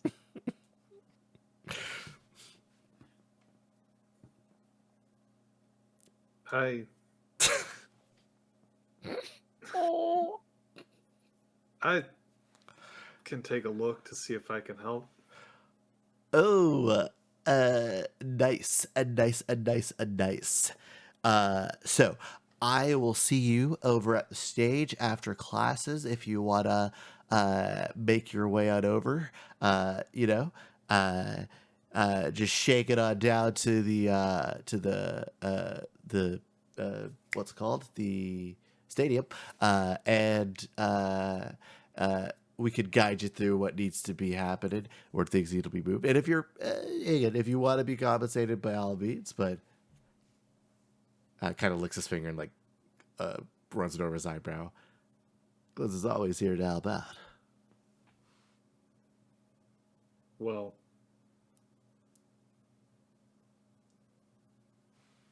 I'll be there later. Yeah. Oh, should ask. Are you bringing your kind of jock friend, the meathead guy?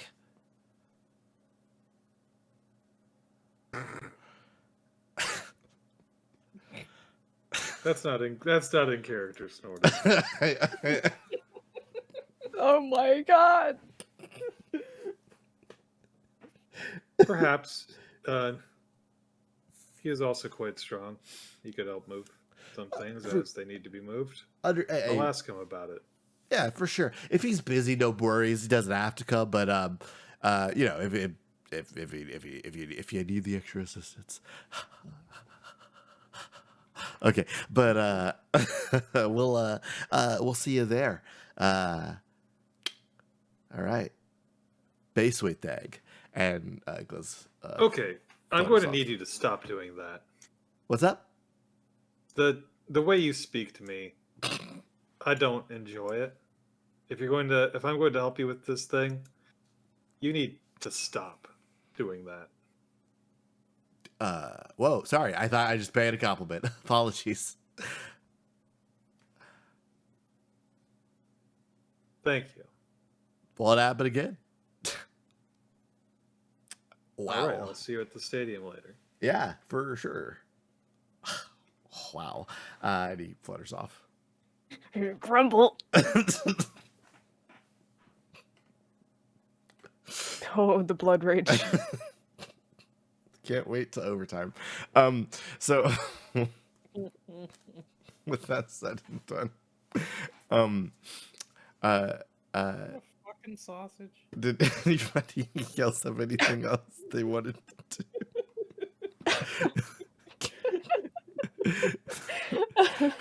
Here, use tape, bud. Get your balls a tongue. For real. Oh God.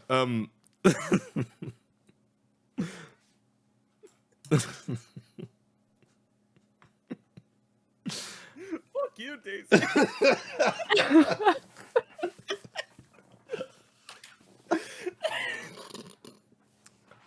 Okay. We I'm so have, sorry, we have to Sel. we have to end it. We have to end it. Okay. So was there anything else anybody wanted to do before we we wrap up? I suppose I could leave like Zellen's after class stuff for next time, Mm-hmm. and we could wrap up on, Victoria. Yeah. By all means. Yeah, sounds good. So Victoria, Eh. you're chilling at the pier. You're waiting. The day passes. Not a lot of visitors. You hear people start to approach the pier every once in a while, but they are diverted by one reason or another. You hear like the squawk of Constantine as he's coming to check if anybody's skipping class, and then he is corralled by Hunter and the boys as they just kind of cart him off somewhere else. You hear like some people coming to go hang out at the pier, and Jewel kind of intercepts them and leads them off to go, just to, hey, I got this cool thing to show you guys, and they disappear into the distance. This happens a couple of different times. Each time you would be joined by a new person or group of people. They are diverted, as if somebody is ensuring this place is kept, separate from everybody else. Wild. What a strange thing to just happen, coincidentally. It's so weird. That's so weird. It's like crazy. What are No. the odds? As the day passes, class is let out. You hear the final bell. Somewhere, Pet Shop is some form of big cat and is kind of fucking with some yarn. And after the last sounds of somebody being shuffled off leave your ears, the water, the surf, the rocks, they just kind of sing in their own way to you, and almost without, like, with almost no sound, Christopher Lark walks up and stands next to you, looking out at the water.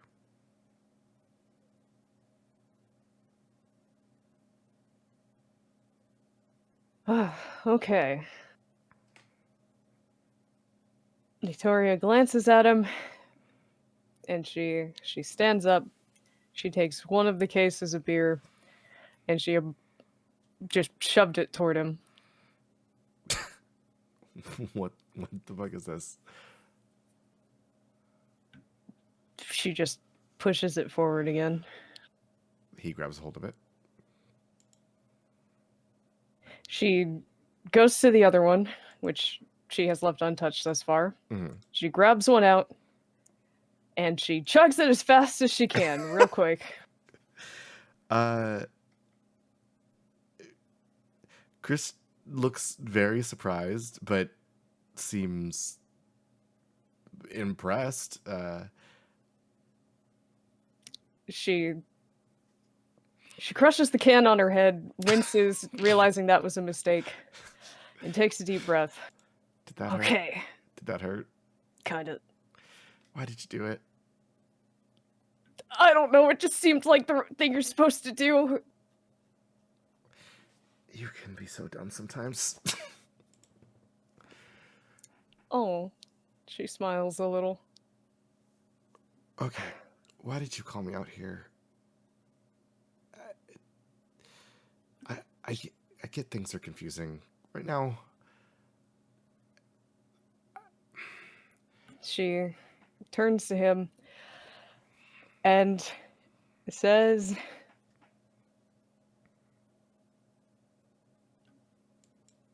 I've avoided this for way too long. I thought I wasn't ready, and I thought I could leave things alone till I felt I had just someday it felt right to say something, but that was stupid. And I'm lucky to have people who told me that I shouldn't just ignore anything. I won't keep you waiting any longer, but I have a few things to say first, and then it'll be your turn, okay? Mm-hmm.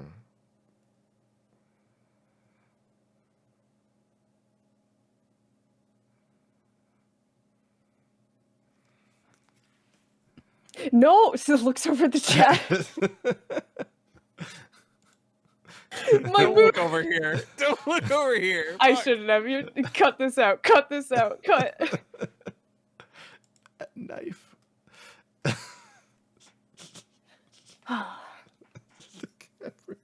Okay. For being such a burden on you and not seeing how much you were struggling, I'm sorry. I'm sorry I was so unreliable and weak, and I'm sorry that I put so much pressure on you. Back then, when you finally started to push me away, it really fucking hurt, even though I kept crawling back over and over, and even though I eventually stopped, I never really got it. For so long, I thought I made you hate me. And I thought you were sick of your fuck-up kid sister you always had to clean up after. I still thought that when I first came here, but I think I understand now. I was the only one you felt comfortable telling off, wasn't I? You were able to say no to me because you trusted me.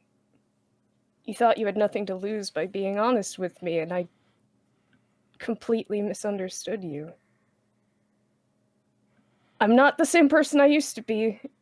I'm not gonna cling to you and cry about everything and ask you to do everything for me ever again. But I want to be able to rely on you again, but this time as someone who can support you too. And I'm ready to listen and face whatever you have. If you want to scream at me, you can do it. And if you have any questions, I'll answer any of them. And if you never want to see me again after this, I'll go. But I just want nothing left unsaid, okay?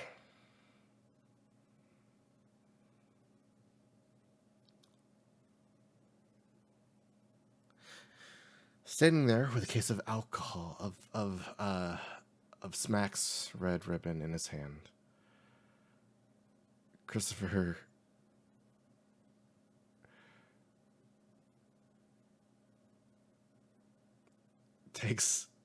opens the box, takes a can, and then chucks it into the lake.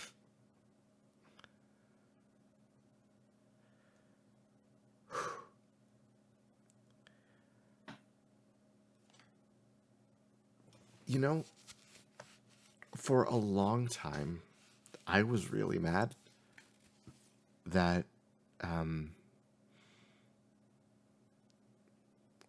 that's you abandoned us, that you left me alone. But I don't think it ever crossed my mind that I hated you.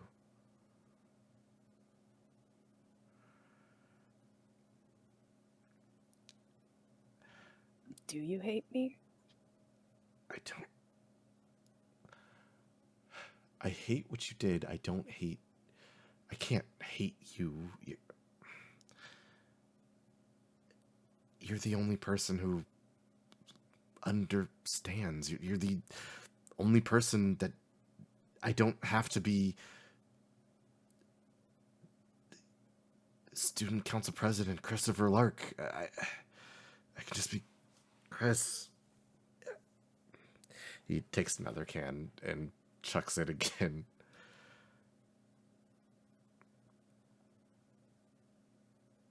It doesn't feel good to need to be perfect.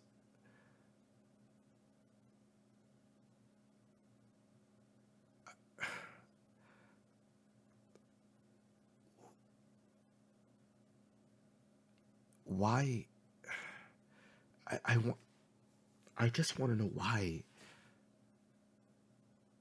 Why would you think I hate you?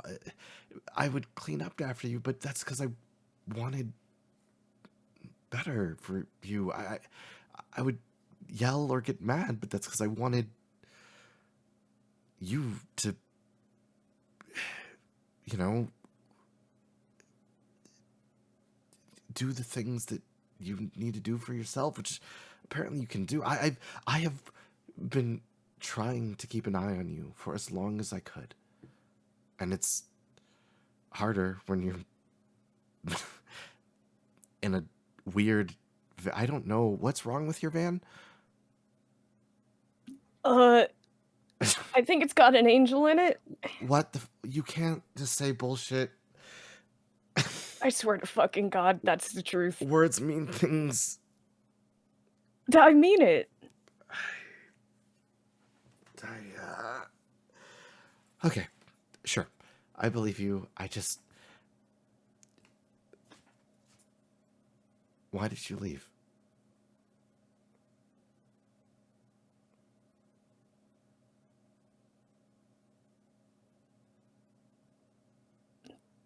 It was It was just a chance. I didn't plan to. I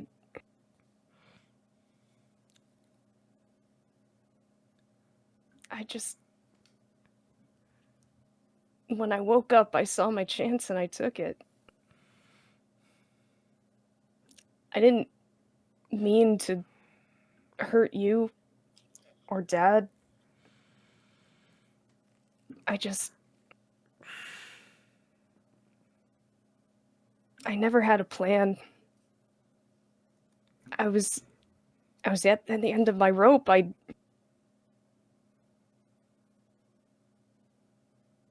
There wasn't supposed to be anything after that. Chris, I fucking jumped. I know. I watched footage. I saw everything I could up until a big flash of light, and then I don't know where you went. It took me a long time to find you.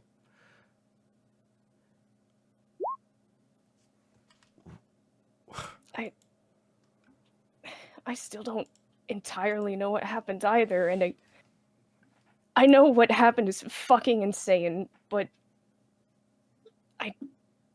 I didn't plan for that to happen, but I'm glad that it did. I'm glad I'm still standing, even if no one else is. I am glad you're still. I have to be something that I don't think anyone can be, because he's demanding it of us. He can't relinquish control of anything. We had to pause everything to take a trip to harbor to ask you to come back because he thought you wanted a family.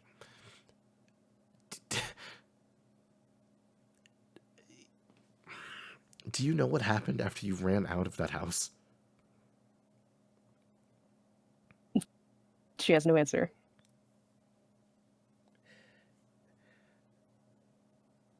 What happened the time before? When you left, it falls on me to be perfect enough for the both of us. And I don't know if I can keep doing it. I don't like being this person. I want to mess up. I want to. Takes another beer and throws it in the lake. I want to be more like my kid sister.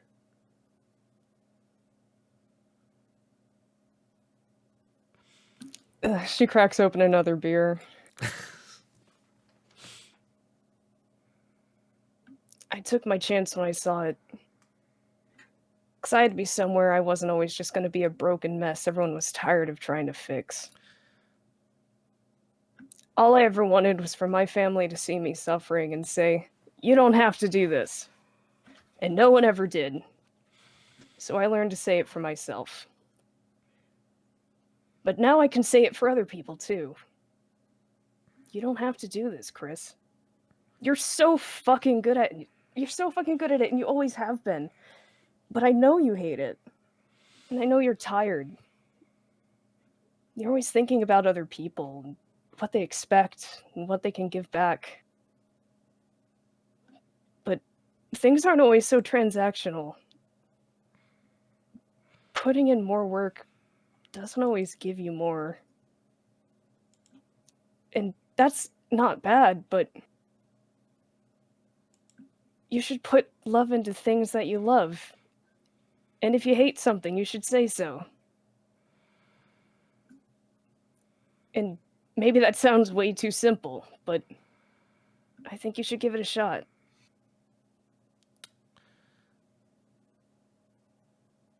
He pulls out another beer and doesn't throw this one.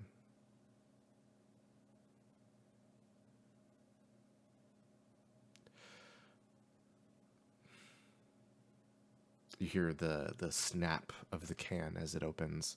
I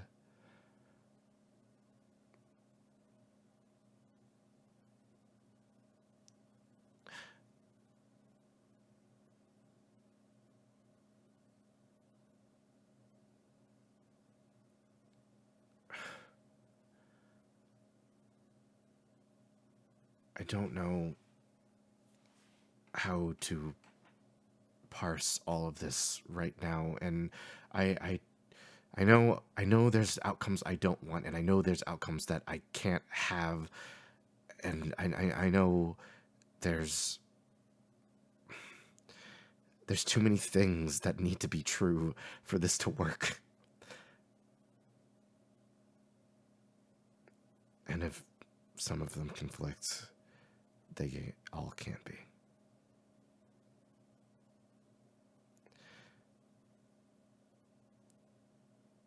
I know I don't want to lose my sister. And I know I don't want to lose my dad. And both of them seem to be drifting away from me in different directions.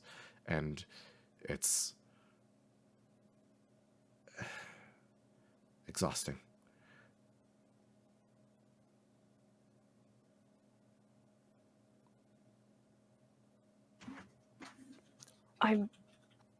I'm here for you.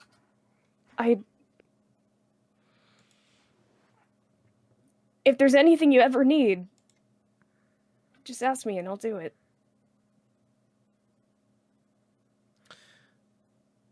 He drinks the beer for the first time. Clearly he doesn't like it.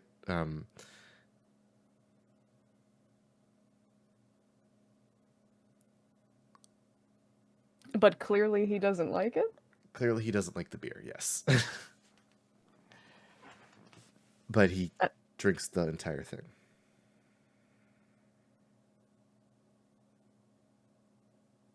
Well, she'll drink the rest of hers with him.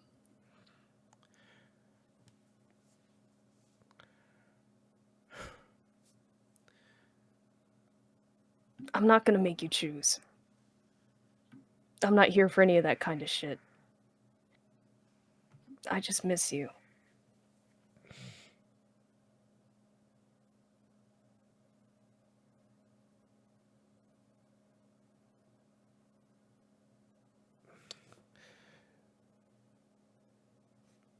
When you're done with your job, you're going to leave again, aren't you?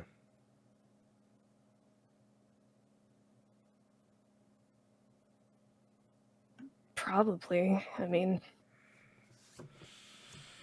that seems to be the case. They're just carting me around and we're going to all sorts of places lately.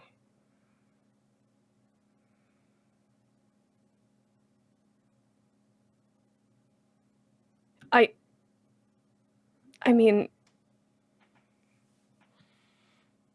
I don't even know if we're gonna finish this job on time, so I don't like it here, and you know that, but it's not because of you. And I could I don't know, there's like a town, I could rent a hotel or something, maybe hang out for a few days or I wouldn't make you stay at a hotel. We have a house here. you have a whole house here? Yes, there's a house here for us. Us? Every property that we stay at has 3 bedrooms.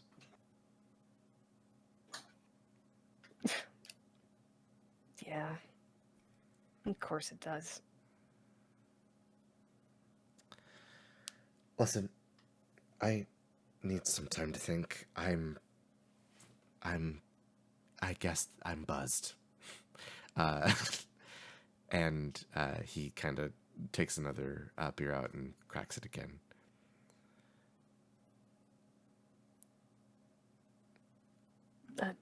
Yeah, sure. If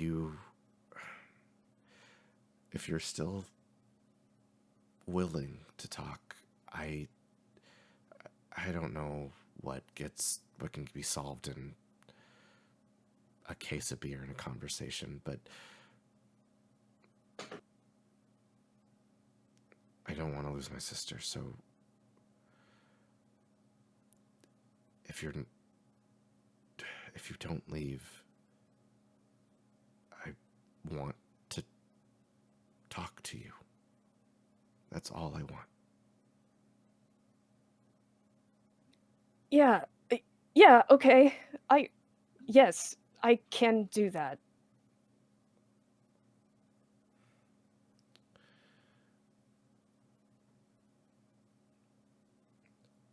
There's a smile that forms on Chris's face, and then that smile gives way to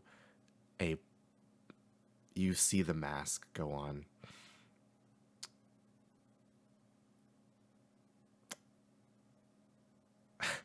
Uh, thank you for the beer. I appreciate it.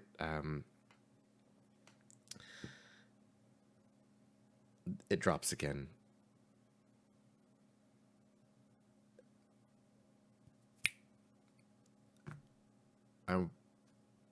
No. There'll be a phone waiting for you. Just I gotta. Try not to miss your classes tomorrow, Mrs. Lark. It's important to get a well-rounded education. I gotta get back to some stuff. So, and enjoy the afternoon. You know I hate school. That's why it's important to study twice as hard.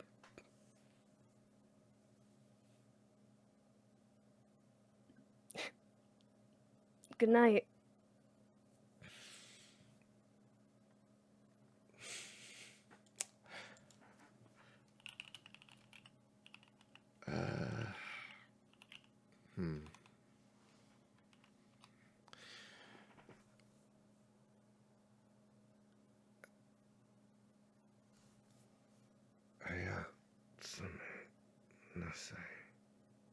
Good night. He tries to remember something and then just kind of quickly waves goodnight, beer still in hand, and trudges off back towards the campus.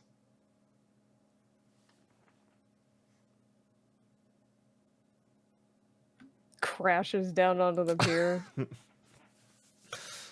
I think that whispering, I assuming this night, kind of echoes a little bit, but eventually it's quiet again.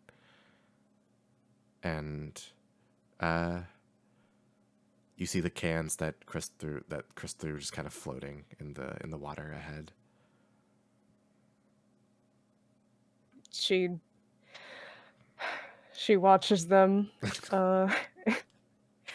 She laughs to herself about how shitty that is.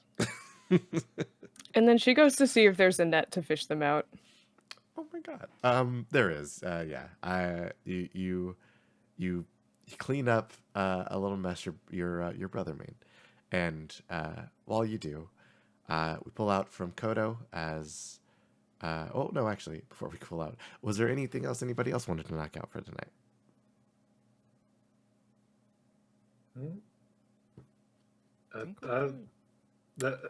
Who can follow that? Not even me. Who wants to talk about Glizzy? I'll Doing love some words about him in the overtime. But doing some late night fishing. Oh boy, love it when a lady's wet. No, we gotta go. Okay. So, thank you everybody for listening to our first recorded Harper.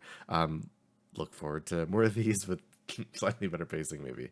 But for now, above all else, we hope you found something precious. yeah. Yeah. But what's happening next time? Jikai.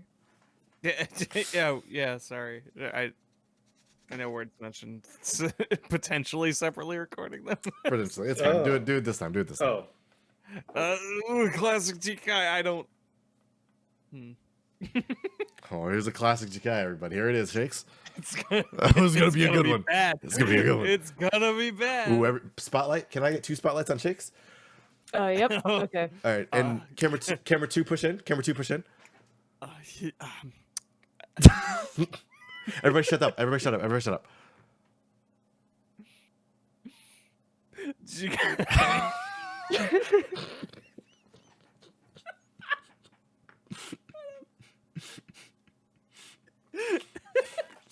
Let's bring it. GK.